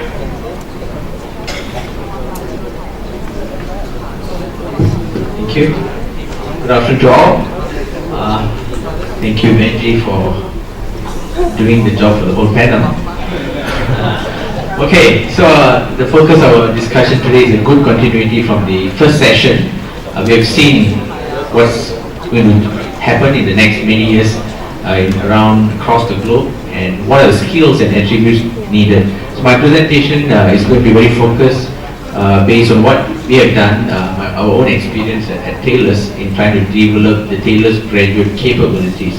It may be almost what we have done here. You have your five attributes that you have been focusing here in Lucid. So we have something similar as well. So before that, what do you mean by the 21st century graduate? There was some interesting session that we had earlier where you had a question whether these graduates are going to be obsolete in the future. Certainly not. Okay, although we talk about the basics, okay, when you talk about the basics of the translation abilities, your ethics, your social and professional understanding, and the communication and information literacy, all these things will always be there. Okay? You must understand that the world we are in is rapidly changing. Half of what you are learning today may be obsolete by the time you graduate. You need to know that. By the time you graduate, maybe there is no such thing as front desk. So does that mean that you are going to lose your job? Certainly not.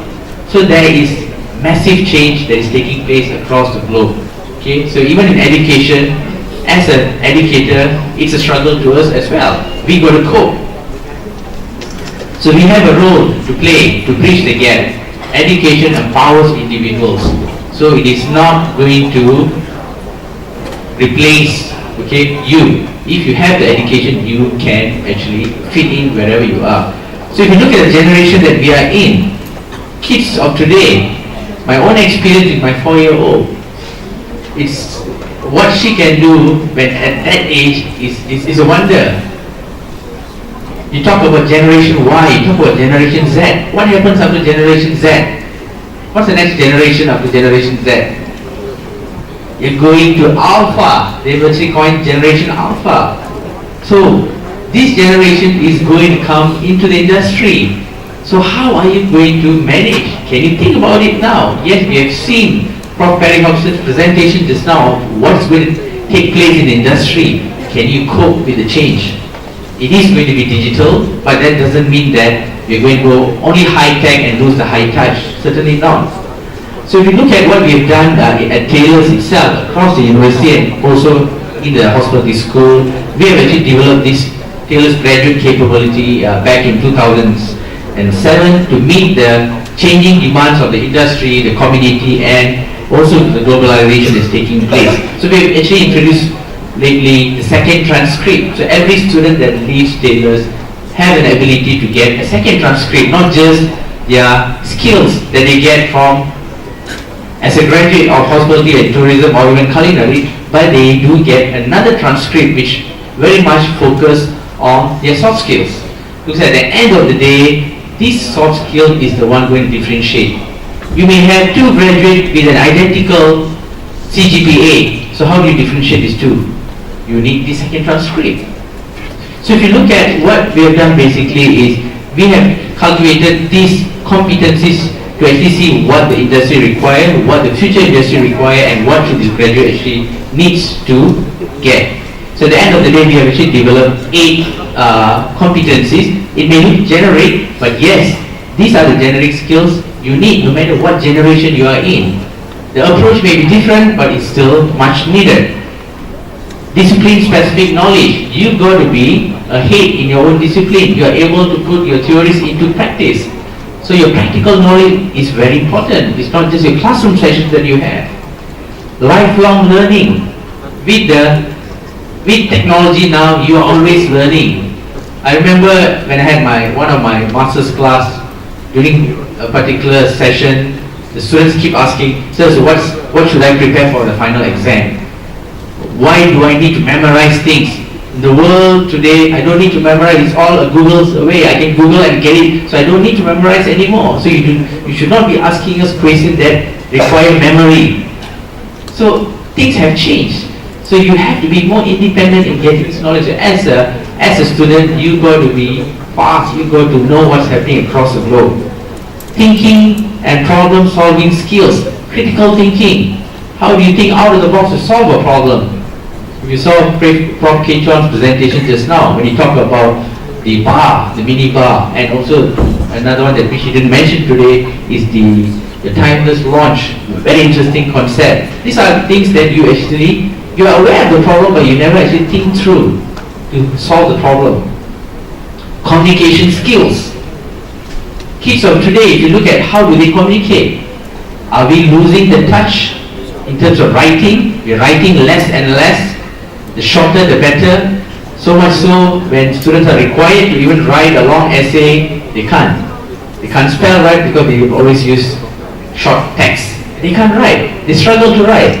So how do you communicate effectively in the years to come? So the trends have changed. Are you going to lose from writing?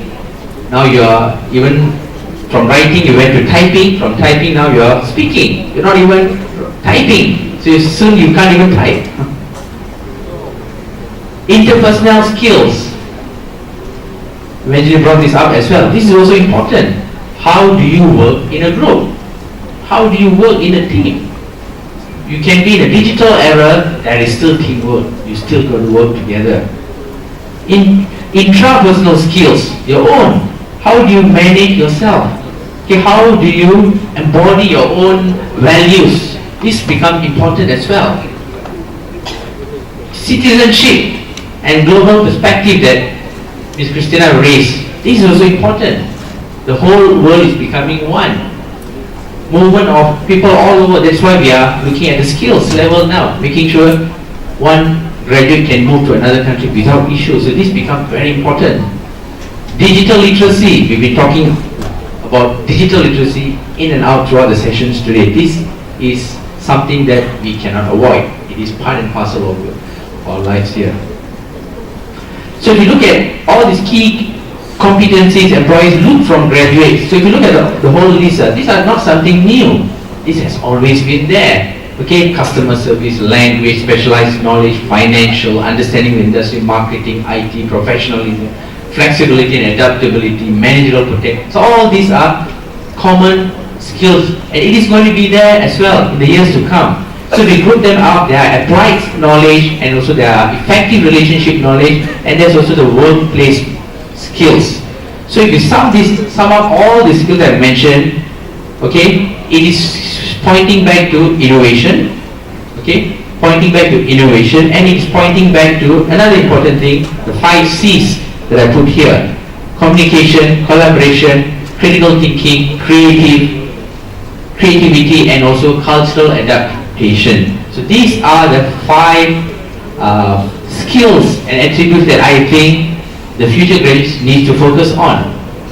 Okay, it may look the same as what you've seen in the past, but more emphasis have to be put here. So it doesn't mean that you're going to move into technology and you do away with the touch, which is important as well. Okay, thank you. Thank you very much, Professor Nair. Before we move to Dr. Kim, I'd just like ask the experience of Professor Nair when you lecture in the classroom, because it happens many times for all of the instructors here. When you finish your lecture and the student come to you, can I just have your PowerPoint?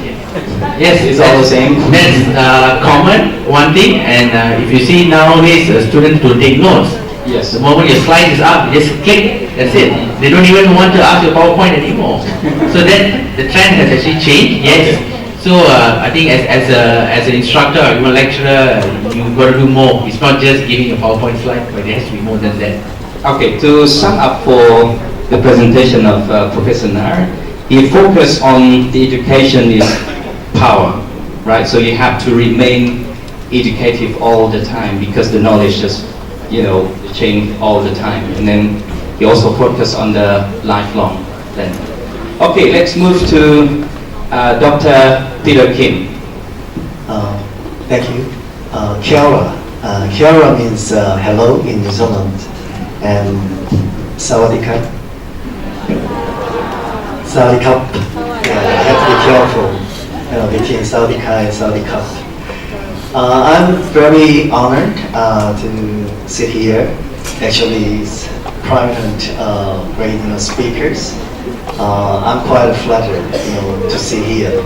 And looking back my personal experience, when I heard that I'm the panelist and I had to prepare my panel, conversation or presentation in terms of 21st skills or attributes for, hospitality industry personnel.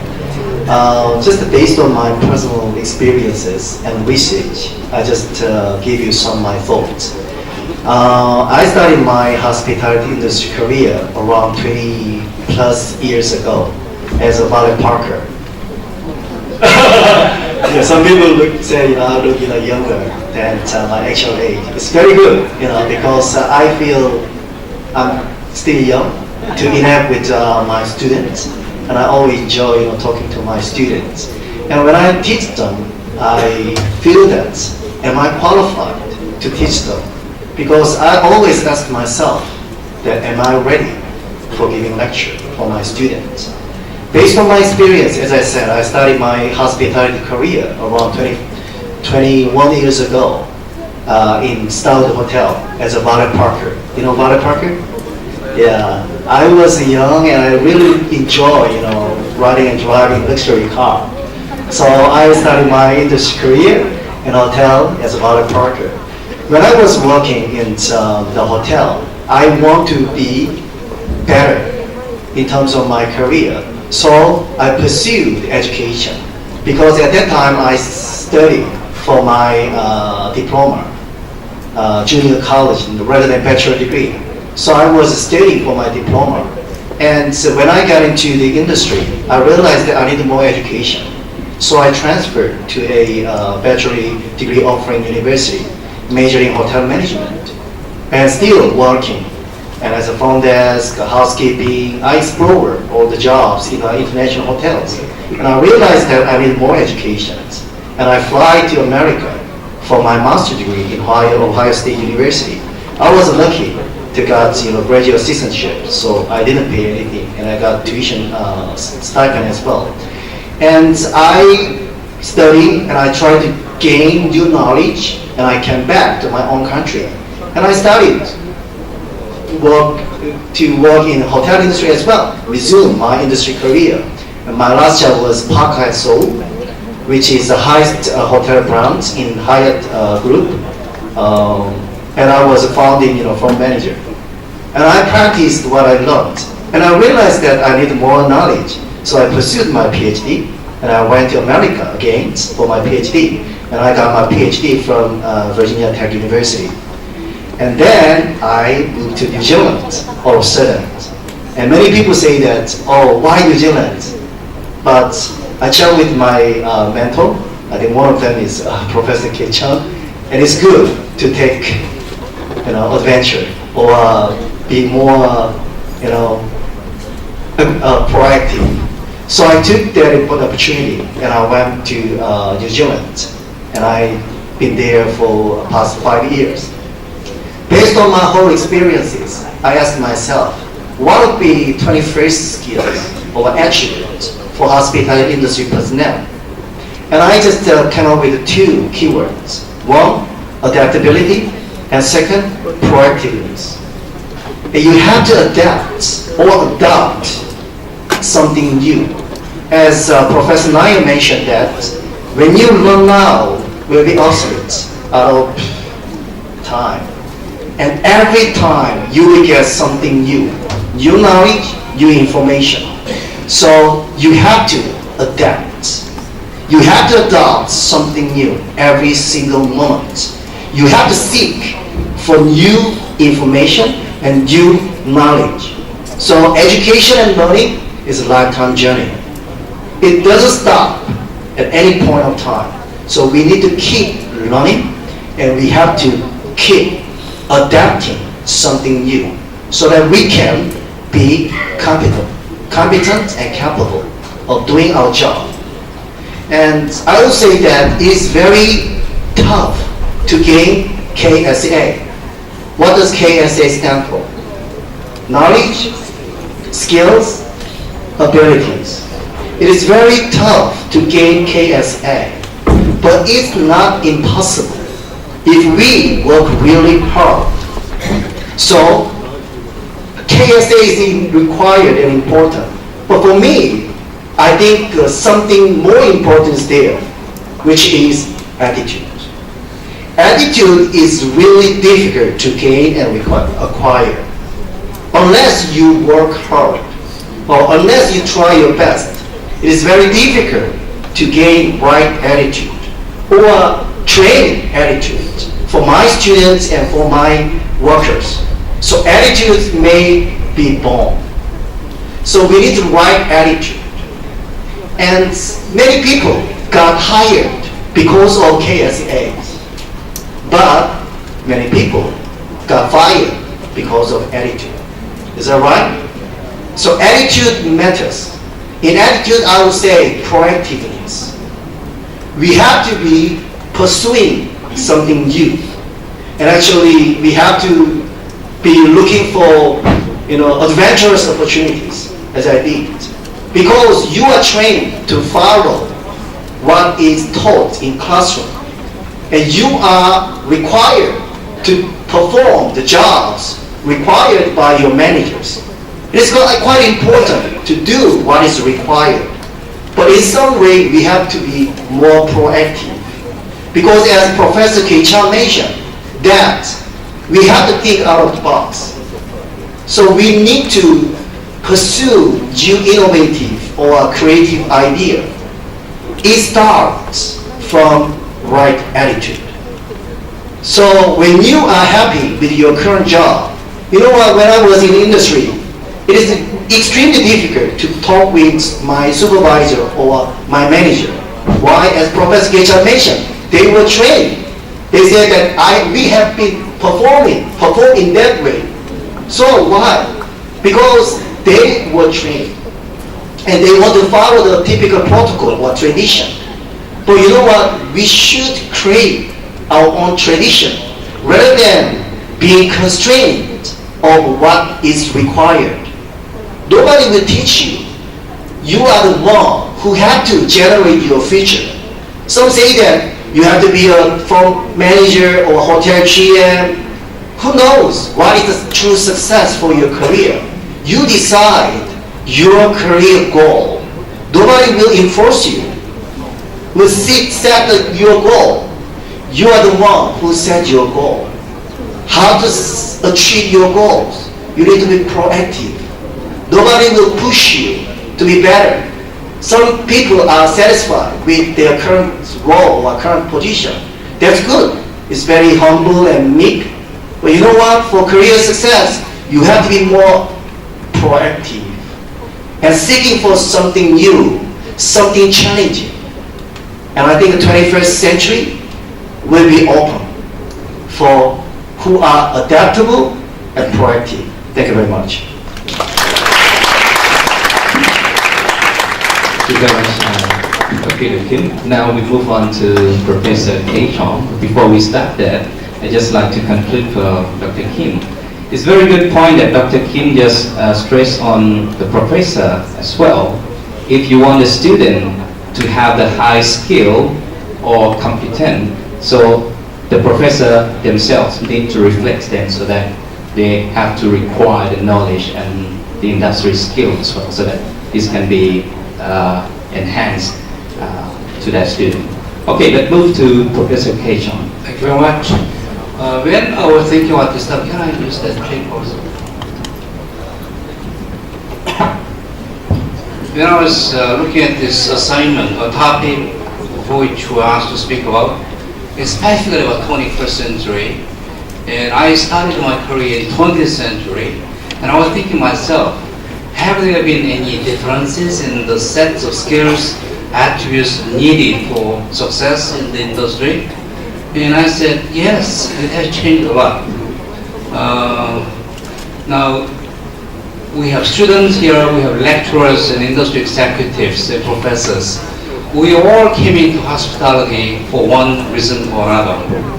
I'm sure you'll be interested to hear about why we study hotel management, why we came to this direction in this career. In my case, when I grew up in Korea, there was one book I read when I was 16 years old, which really inspired me, which has nothing to do with hotel management, by the way. The book was about a bird. The name of the book was called Jonathan Livingston Seagull. It's a story of a bird called Jonathan Livingston, who is a seagull, who is thinking every day why birds like eagles can fly so high, so far, but why seagulls cannot fly high enough, far enough. This seagull was a thinking bird. One day he said, if I can practice like eagle, fly high, I can go further. And he does that actually. That book was extremely influential, inspirational to me. So my hobby was looking at birds, all kinds of birds. One day I saw a huge bird flying over the sky, which was an airplane. When I saw that airplane, I was thinking, wow, if I take an airplane, where could I go? And I was imagining the world. I went to home, look at world map, looking at all the places far away, imagining, and I counted number of countries in the world. Now, there are more than 200 countries. But that time, I counted 114. So I said to myself, in my lifetime goal is to make a visit to 100 countries. Maybe 114 is too many, 100. So I was thinking, what should I go? What should I do to visit all these places? And when I heard of hotel management, I thought that's interesting. If I can be hotelier, I can work and travel to different parts of the world. That's why I chose to study hotel management. I was lucky, my mother, who raised me, I didn't have a father. My father died when I was very little. My mother was a great woman. She raised 6 kids by herself. I was the youngest one. My mother allowed me, she was lucky to send me to America to study hotel management. And since then I worked in hotel industry, and then I have studied hotel management, my undergraduate degree, master's and PhD degree all in hotel management. I've been working and traveling and been teaching for about 30 years. What happened to my boyhood dream of visiting 100 countries? Still not there yet. I have so far been to 97 countries. So almost there. I'm sure I can do it next week if I wish to do. I can take 1 week leave and travel to somewhere. But I want to do it in a proper way. I'm traveling all the time. but I'm visiting same countries over and over again. So that's how I studied, and I love this industry. It has given me so many opportunities. I often say to my students that if I start all over again, if I die and born again, which will not happen, then I'm sure I will study hotel management. I will pick hotel industry as my career because this is tremendous industry. I have enjoyed every minute of it. What a wonderful industry you are getting into. Now, getting into this topic of 21st century skills and attributes, I organize my thought into 3 things. I think there are 3 sets of skills you need. One is professional skills. That is, professional skills are something you're learning in your classroom. So management skills, marketing, HR, IT, finance, strategies, operations, all these things important. It's important for you to study hard and get A's. Usually, some people say, oh, getting high grade is not important. Usually people say that didn't get good grade, that's why they say that. I think getting good grades is important because that shows your commitment, your dedication for what you're doing. Second set of skills are technical skills. What are technical skills? Job-related skills such as F&B, room, social media, technology, etc. We are also students of your age. I often heard that if you want to be a GM in a hotel, you want to specialize in F&B or in rooms, which perhaps is true, but today, if you are a GM in an upscale, large, complex hotel, job is far more complex, more complicated than understanding F&B or rooms. You have to understand how the world economy is changing. You have to understand economics so that you can run your rooms with highest RevPAR in terms of revenue management and so on and so forth. So it's a lot more complicated in terms of technical skills, but also professional skills are important. And the hands-on experience is extremely important. I don't need to re-emphasize this. You have to get your hands dirty, get wet, and then gain as much experience as possible. And then finally, soft skills. What are soft skills? I'm just reiterating what the earlier speaker said. Your interpersonal skills, how you interact with other people in a proper way, and language and communication skills. These are 2 different things. Communication skills are not necessarily language skills. There are people who speak English as a native language, but they cannot communicate effectively. So even if your Thai is your mother language, if you cannot communicate well in Thai, how can you communicate well in English? So I think communication skills and language skills are separate things.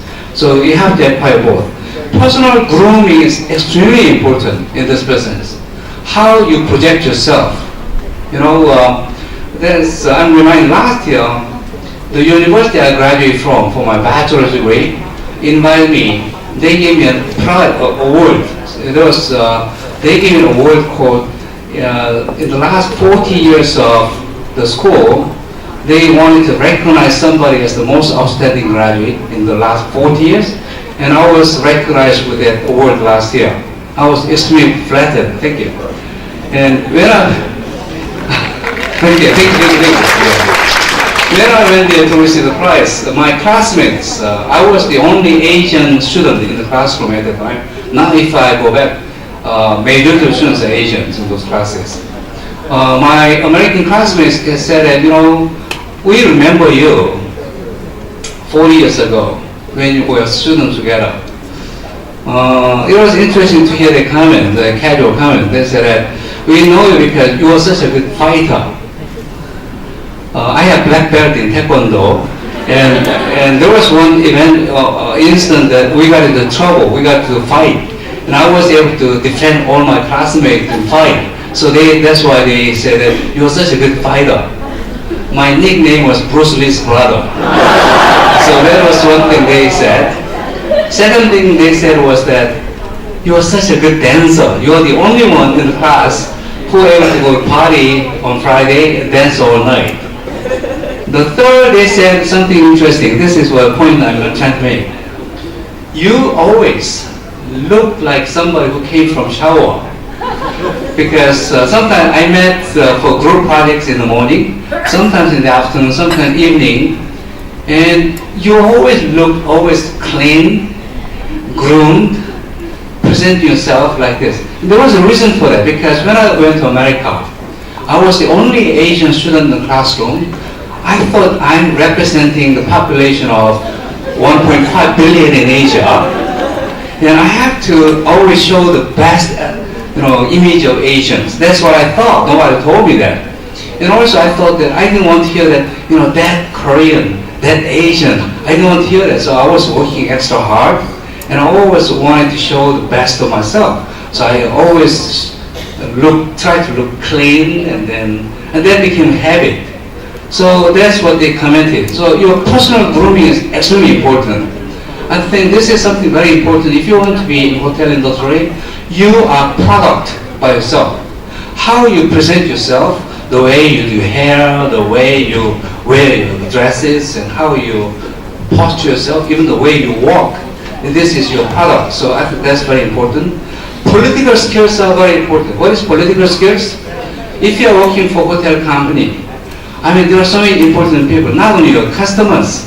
You have to also think about people who are paying for your customers' bills. You have to think about your boss's boss. Sometimes very complex. There are multiple bosses. There are owners' sons, owners' relatives, owners' wife, and also your boss's wife. And then all these people are very important. Nobody can teach you this. I wish there's a class on political career, managing politics. Well, this is something you have to learn. So these are things, soft skills, very important for your career. Which is more important? All three are equally important. But most important is your ethics and your integrity should be the basis. I saw in my career a lot of people with all this set of skills, but they couldn't make it because they are lacking this basic ethical principles or morality. There are some people who are so creative, so innovative. Where they are, they went to jail because they didn't know how to steal the money, because they're so creative, because they are lacking the integrity. So ethics and integrity is important.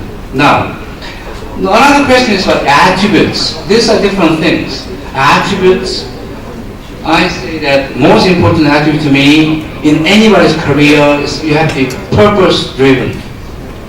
What is purpose-driven? One student asked one student, what is your purpose of your life? He said, I want to make a lot of money.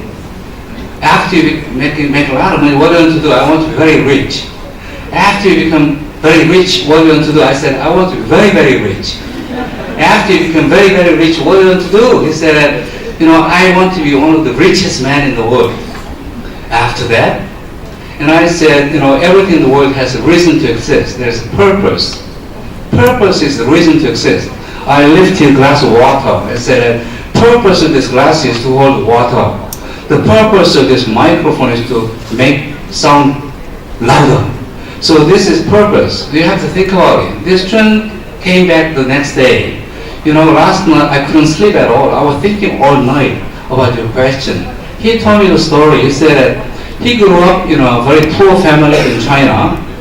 He was so poor when he was little. Only thing he remembers was my parents were so poor. So he thought one day I want to be rich. So he was so committed to be rich. He's on the right track. He's running a small business and successful. But I never thought about what is ultimate purpose of my life. I said, I have to think about it. We have so many teachers here. I want to also challenge you. I have been a professor. I've been a teacher myself. But nobody told me, actually it's a shame.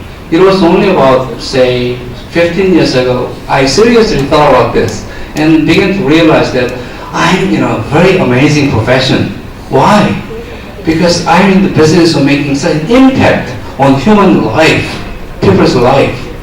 Then since I realized that I never took my job, lightly, because I began to think that in the whole world, in my opinion, there are only two jobs in the world you can create impact on human life. One is teacher, one is religious leaders. Religious leaders, they are creating impact on people's life, spiritually, but through education we can create impact on people's life. Then since then, I begin to think, wow, this is a very noble profession. It's more than the salary I'm earning. I think we have to think about purpose. Then secondly, you have to think about your goal. I mean, how set your goals and work toward the goal, 5 years, 10 years, 20 years goals, and passion driven. In our industry, we need people who need passion, who have a lot of passion for what you do. One English word I like most is the word passion. Why? I don't know. I like the word passion because I consider myself to be very, very passionate. You know, passion. So if you have a passion, you have a lot of energy. If you have passion, all the excuses will disappear. Here's an example. In my life, I've been always very athletic, but since I came to Hong Kong, my life has been quite miserable. Too much work, too stressful, especially for building the hotel. It took 7 years' time, so stressful during the time. And when I went to my doctor for medical checkup, my doctor said, Professor Chun, I want to tell you, you have to realize that you are not a young man. I said, yeah, I know that. And therefore, you have to do two things. One, you have to watch out what you eat in terms of your nutrition and consumption diet. Secondly, you have to do more exercise. I said, for food, I can control myself. I'm a very disciplined person. Exercise, no way. Why? Because I don't have time. Truly, I'm too busy. No time. I went back to the doctor next year for medical checkup. He said, Professor Chun, seriously, you have to do more exercise. And then I began to think about it. Where can I find time? I look at my schedule from 7 to 11. I'm Professor 7 to 11. And working from 7 a.m. to 11 p.m. I don't have time for exercise. But I concluded, yes, there's time for exercise. How?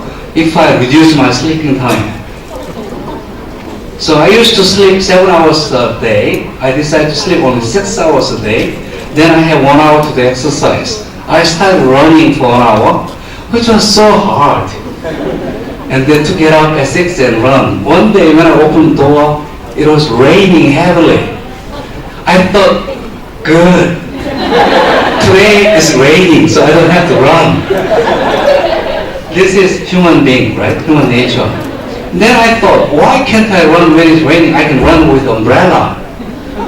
And I started running with the umbrella. Now, my colleagues who know me that every day I go to gym at 6 o'clock in the morning. Every day. Doesn't matter whether I sleep in Bangkok or New York or London, I go to gym at 6 a.m. If you want to see me, you'll see me in the gym in the hotel at 6 a.m. every morning. Out of 365 days, I go to gym 345 days because 20 days I'm on the flight. On airplane, there's no gym. So what I'm saying is that if you have a passion, you can always get things done.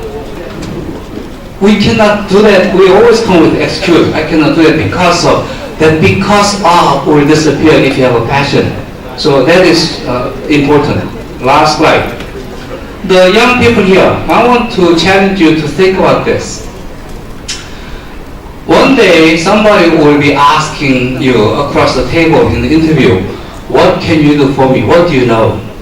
If you say, oh, I have a bachelor's degree from Dusit Thani College, so what?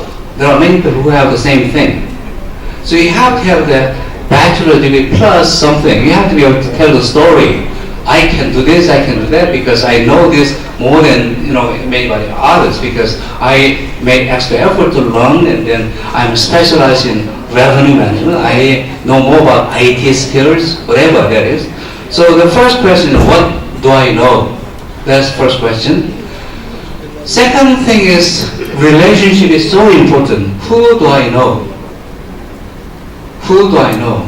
Develop your relationship with your teachers, the industry people you know, you may always get to know them, personal relationship.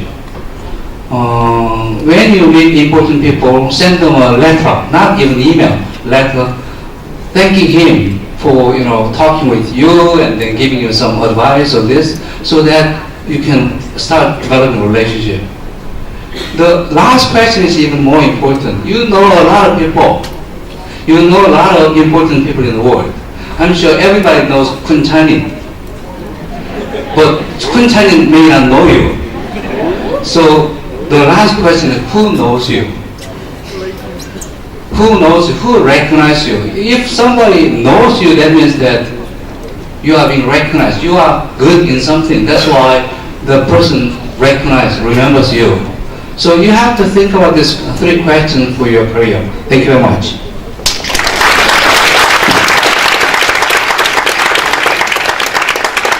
Thank you very much for the application.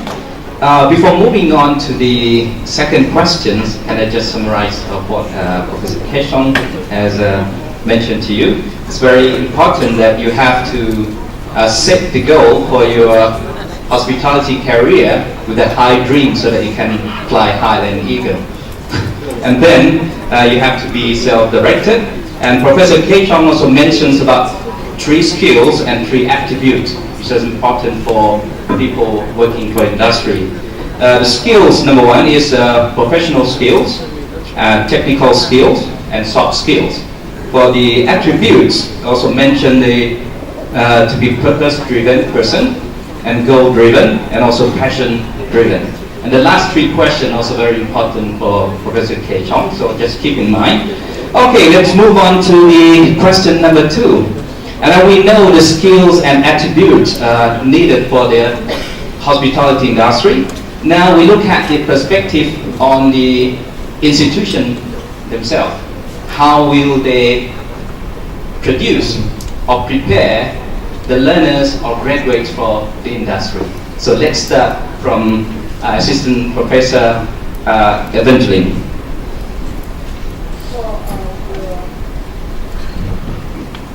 From the perspective of the question is about how the school prepares you. Yes. Okay. Let me revise the question again. As a challenge, you know that there's challenge there, and we know the global of the hospitality industry trends, and also the challenge for the students. And as a challenge, what areas of curriculum and practical skills training do you believe the hospitality school should focus on in order to meet the needs and the demand of the industry? Okay, first of all, we must know why the school is existing. You are why your school in Thailand, in the Philippines, in Indonesia, whatever. What's the mission and the vision of your school? What type of graduates do you want to produce? And therefore, with that, you would know already what attributes would you like to teach or have your students acquire or develop once they graduate. Because you have to have this regular sustained dialogue between the industry and the academy and your university. So you would know that the graduates you're producing are what the industry is looking for. But don't forget that if you are, let's say, in Thailand or in Asia or in the Philippines, we have our values. We have our Asian, what we call Asian culture. We are not supposed to lose that. So we're not supposed to become out of our school a westernized guy or graduate. We have to blend. We have to see what the Western market is looking for, but at the same time, we have to make sure that we also promote our own culture and values at the same time. So we have to blend now the East and the West. And we have to see, because we're getting global. So it's like saying we have to localize. We promote our local culture, food, values, at the same time we embrace an international setup or demand. And therefore, in our curriculum, it should be very clear from the very beginning, what is the vision and the mission of your university? Well, now, when you talk about mission and vision of your university, it's not reflected in your curriculum and your specific goals and objectives. And therefore, like we are familiar with the outcomes-based education. And therefore, what outcomes do you want out of our curriculum in terms of, again, knowledge and skills and attitude? Are we producing the right set of qualified, globally competent graduates? So we go back to the mission and vision. For instance, I belong to a Catholic university. So you have to expect, as a Catholic university, we are for the formation of our students with the heart and mind on something that would transform the world in terms of forming Christian-laden or value-laden graduates. So in our curriculum, we have lots of theology.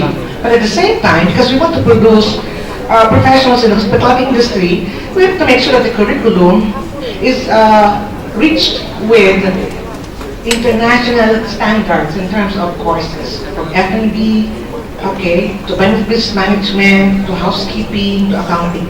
So we talk about hospitality accounting, we talk about hospitality management, addressing local culture, local needs, addressing global demands. So therefore, internationalization, globalization should be considered, but promoting the local culture and values.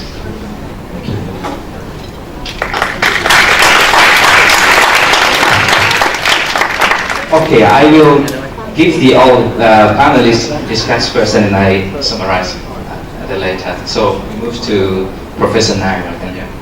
I think for me, I believe there's two areas that we got to focus. First one is the adaptability that we've discussed earlier as well. The industry is such that there is no boundary when you talk about the hospitality and tourism industry. And as a graduate, you should think of your job that is going to be in years to come. Where are you going to be based on? So whatever that you're learning, whatever that you're being exposed, have to be something that can be globalized.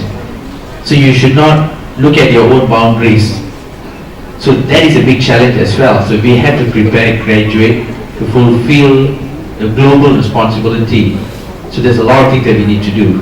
Secondly, collaboration. The collaboration that you build here, the collaboration that you use, tools, technology, the digital technology that you see here. So every single thing is collaboration. You need to understand that we are in a world where collaboration is important and you cannot work alone. So without collaboration, you can't go far. You really can't go far. You can't work alone. And as you graduate from this college, many of you are going to be all over the world. Stay connected. You may be GMs in different parts of the world. Stay connected no matter where you are. So the collaboration becomes very important, as what Prof. K. Chon said. Who do you know and how many of them knows you? So this collaboration is important for you to succeed in this industry. So collaboration and adaptability is essential, and it's a big challenge as well for the universities and the colleges to prepare graduates for the future, but that is the way forward. Thank you.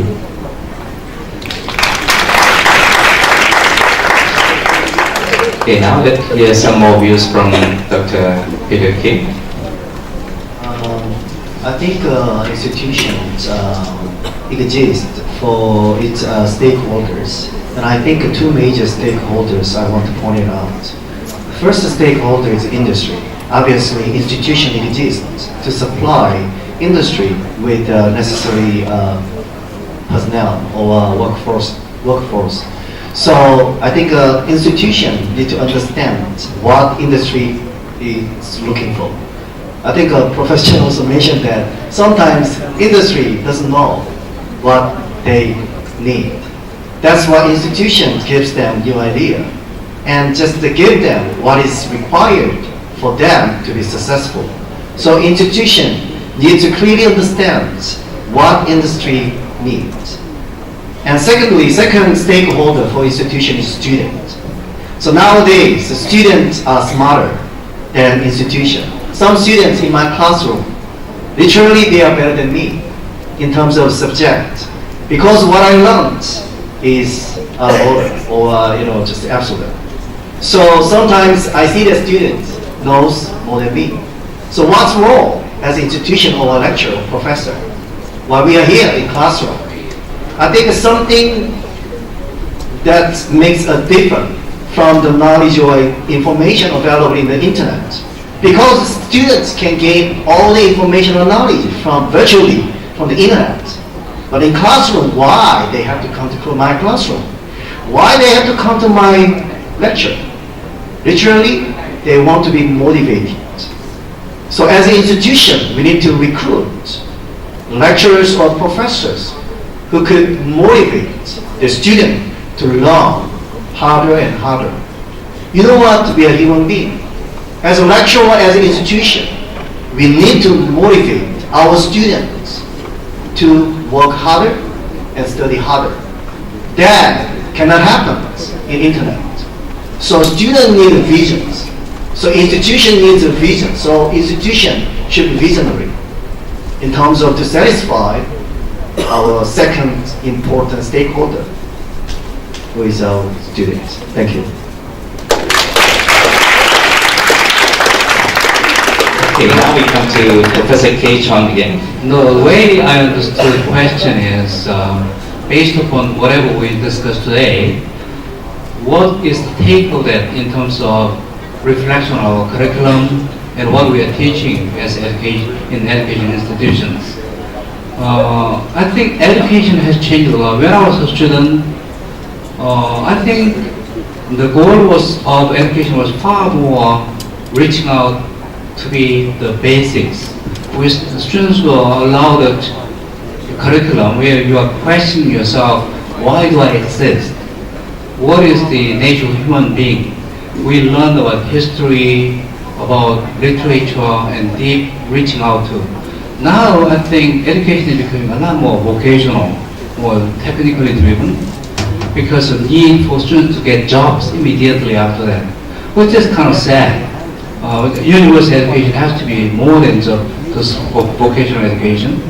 Having said that, I think if possible, we have to build in somehow some component of, as Professor Perry Hobson mentioned about international engagement, having globally minded.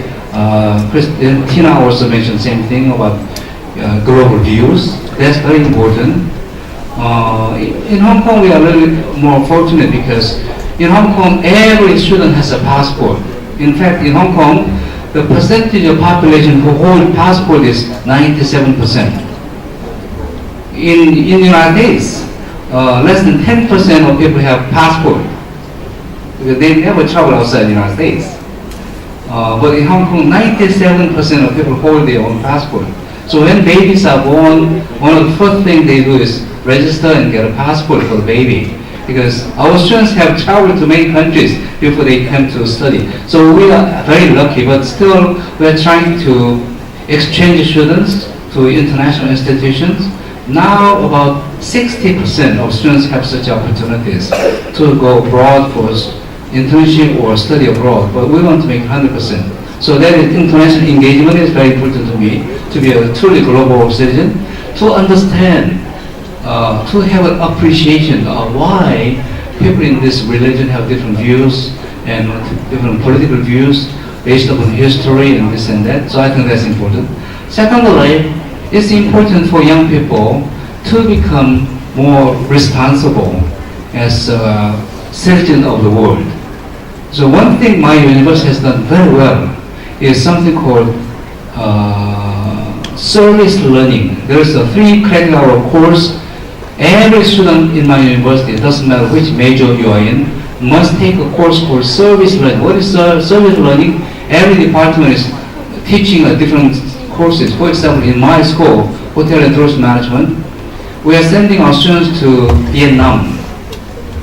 In Ho Chi Minh City, in Vietnam, there is a school set up by an international charity organization for runaway kid. These are the kids, they have parents, but they ran away from parents. And then the boys join gangs, girls are sold as prostitutes. So there was international charity organization who rescued these people out. And then but unless they have a skill training, they will go back to the same job again. So they set up a school and then providing training for hospitality, for housekeeping and so on and so forth. Our students are going there to work with them for a couple of months in the summer. When they come back, our students are very different. First of all, they realize that everything they received, they thought was for granted. It's not. They realize our school is paying for their trip. Sometimes they want to go back on their own expenses to help with them. This is making such an impact on our students' life. So I think this service learning, so that's one way of making our students become more deeply rooted, become better citizens of the world. I think those are very important not only the skill training. Thank you.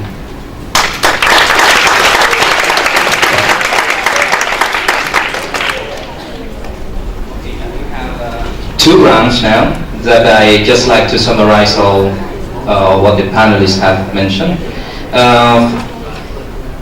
For the institution, they need to prepare for the students, especially in the globalization, that mainly you have to remain localized so that the curriculum needs to focus on your cultures and the integration between the local culture and the international culture.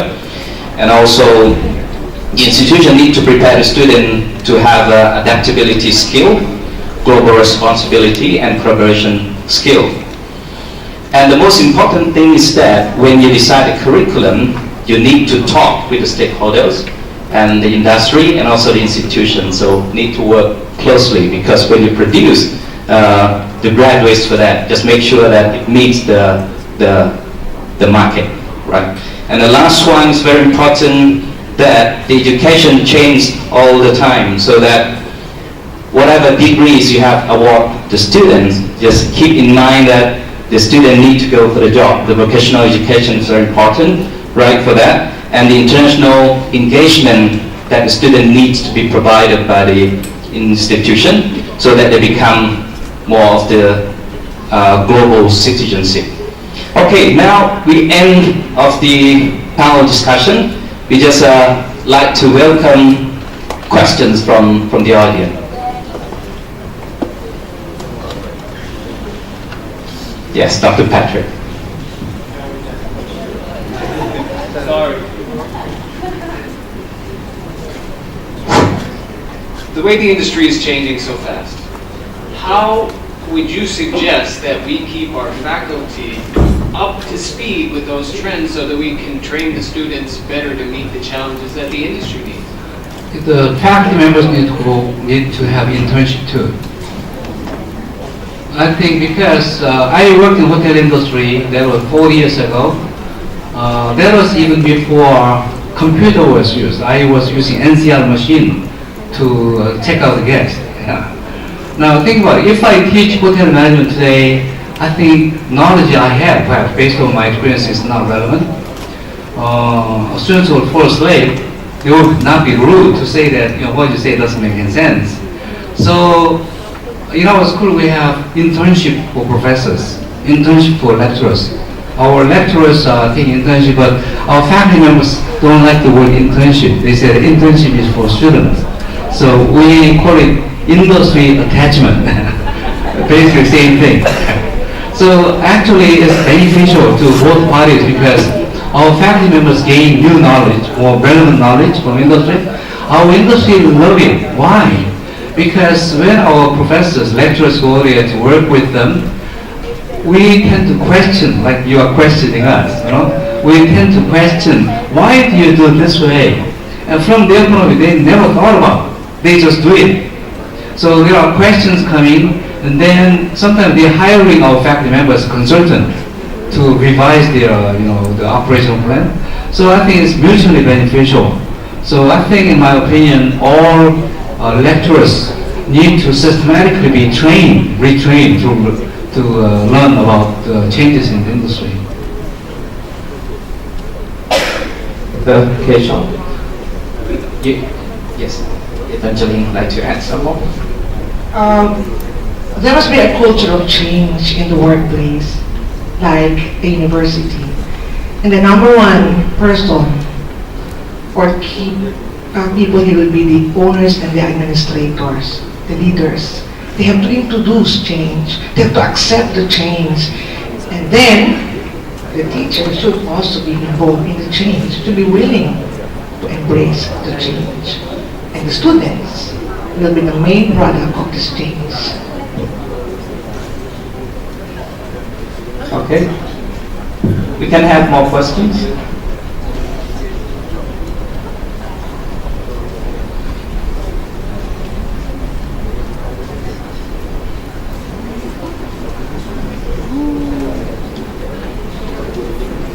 Sherry?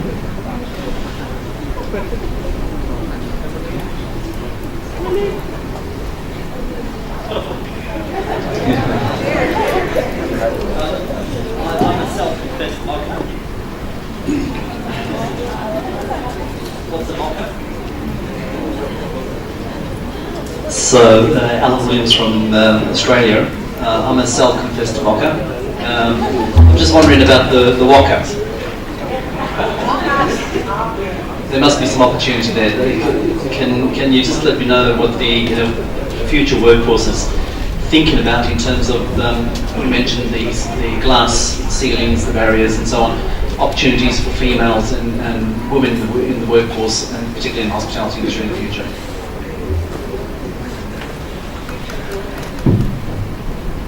We are happy that women is recognized at the workplace. The power of women is being recognized with a number of countries having women as the president and the leaders of companies. We're happy also that women are leaders of institutions like schools and universities. It's recognizing equal rights, number one. But what's the future for the women in the workplace? Women are with soft skills. We love to care and we care to love. And that's what the industry is looking for, isn't it? So men should also be like us, knowing how to love to care and care to love. Because the industry loves to be cared. Because the hotel is a home away from home. And women know how to take care of the home. I hope so. But unfortunately, the fact now is, like in our country, women are leaving their homes to work in another country. So we're missing the mother touch at the home. And hopefully the economy will improve, so mothers will come back and go back to the role of providing care at home. I also am aware of some women, elderly women, being rehired in the hotel industry because they're more patient folding the napkins. They're more tolerant on the negative attitude of some fellow workers and guests. And women will remain women, loving and caring.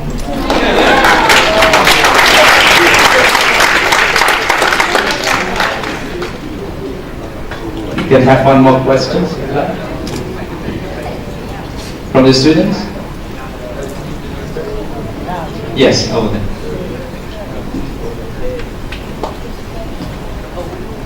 Thank you. My name is Ken, student here at Tsinghua College. I was just wondering, you were speaking a lot about change, answering Dr. Patrick's question just now. In countries where educational institutes are very change averse, how do you propose a measure of just recognizing this change and giving it in a way which you can measure change, basically? How do you measure change in countries where it might be harder to do such a thing? Okay, can we, Professor K. Chon, Dr. Kim, you'd like to answer? Okay, answer, Professor. I don't know if I understand your question correctly, but I think how we can monitor changes, right? I think there are evidences of what happens when you are not changing. So that is one way of looking at the need to change or monitoring changes. Take an example. 10 years ago, most of the phones you are carrying around was a brand called Nokia. Maybe few people may have Nokia, if there's any. To find Nokia, you have to go to museum. Why? Because we are all carrying a smartphone something called Apple or Samsung, right? If you think about this, I heard that Nokia was a company which was really good at making phones. They actually made best phones. But they were only trying to perfect the phone, trying to make phone. But the way people have started using phone has changed. Like I carry my phone all the time with me. But I rarely use it as a phone because I never make phone calls to somebody or nobody calls me. But I use it all the time for text messaging. I'm on Line, I'm on WhatsApp, email, on whatever, social media, internet. I use it all the time. The way we're using phone has changed. But Nokia didn't perceive the change. That's why they failed, right? So I think measure of change is to observe and what is forthcoming. So I'm sure that for Apple and Samsung, they're already doing a lot of research. into forecasting future. When I finished my PhD at same university as Peter, many years younger than me, and I was, because my university is Virginia Tech, which is very much engineering-oriented university. It was in 1990 when I finished my PhD. Samsung came to recruit PhD graduates. I never thought about why a company like Samsung want to hire PhD graduates. So I was very naive. Why do you need PhDs? And he said, because we do research and development. At that time they said that we already have 500 people with PhDs doing research. That's when Samsung was not very well known company at all. That's how many years? 26 years ago. But now it's an electronic technology giant because they have done research. I'm sure there are now maybe 5,000 PhDs doing research to forecast for the future of how people will, use communication devices and other things. So I think that's another way perhaps I can answer the question of how you can continue to monitor the changes. Thank you. Maybe one concern is why are they reluctant to change? Why they are not ready to face the change? Is it a political factor? Is it a financial reason? Is it a tradition? Is it the lack of hope for the future? There are many reasons really for people not ready to accept change because they want to be in their comfort zone. I belong to a university, 403 years old. Take note, if we don't go for changes, we won't last 403 years old. You've got to face the fact that change is inevitable, and you've got to stand and evaluate how you could fit into the changes of a new environment, internally, externally. People go, people die, people are born, and we got to have that quest for quality life. As long as we love life, we look for changes to improve our lives. So let's face it, change is inevitable.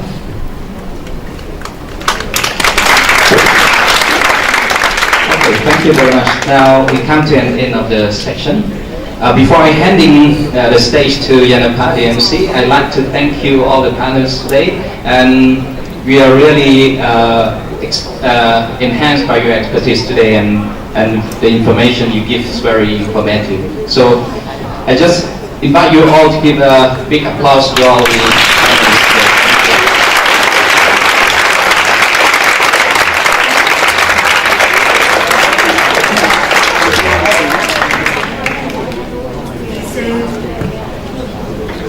So thank you for all the panelists and Dr. Polak for this interesting talk. And I hope this program today is really beneficial for everyone, not only our students and also our instructors as well. So before the end of this forum, may I invite our rector of the Setani College to present a souvenir for all the other key members.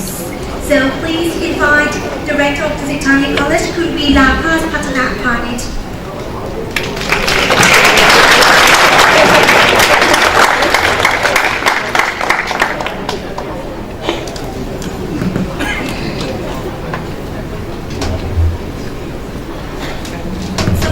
Professor Keishon.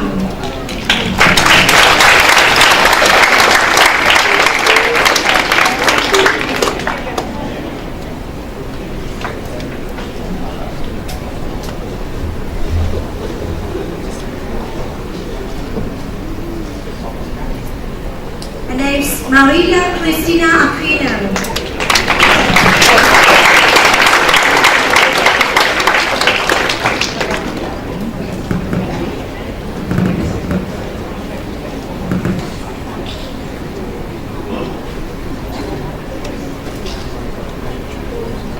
Next, Professor Perry Hobson.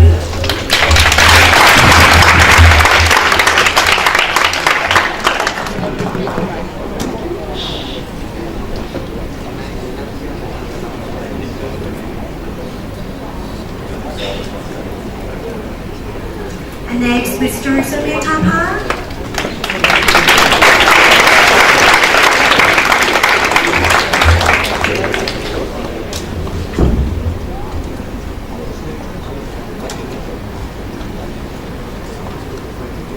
Dr. Peter Kim.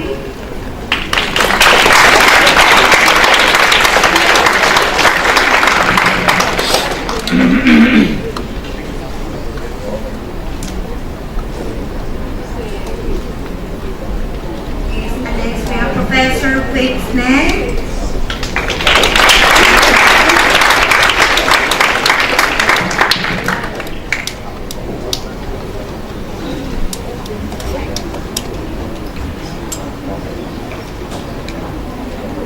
Last but not least, for our keyboard members, Associate Professor of Itanji Jimban.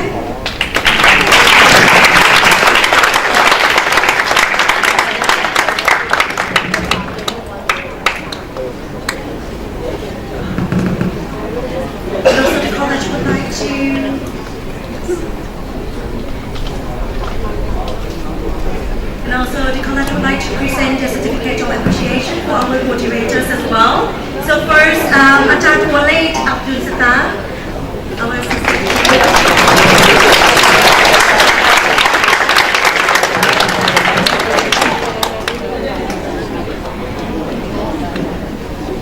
and of course Ajahn Wanamina Wahama, our instructors.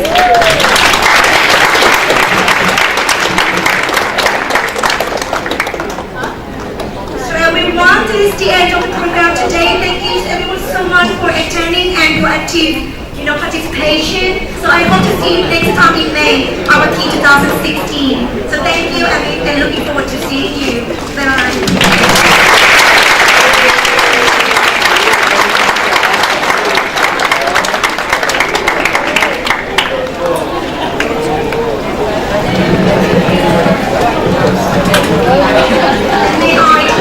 Yeah.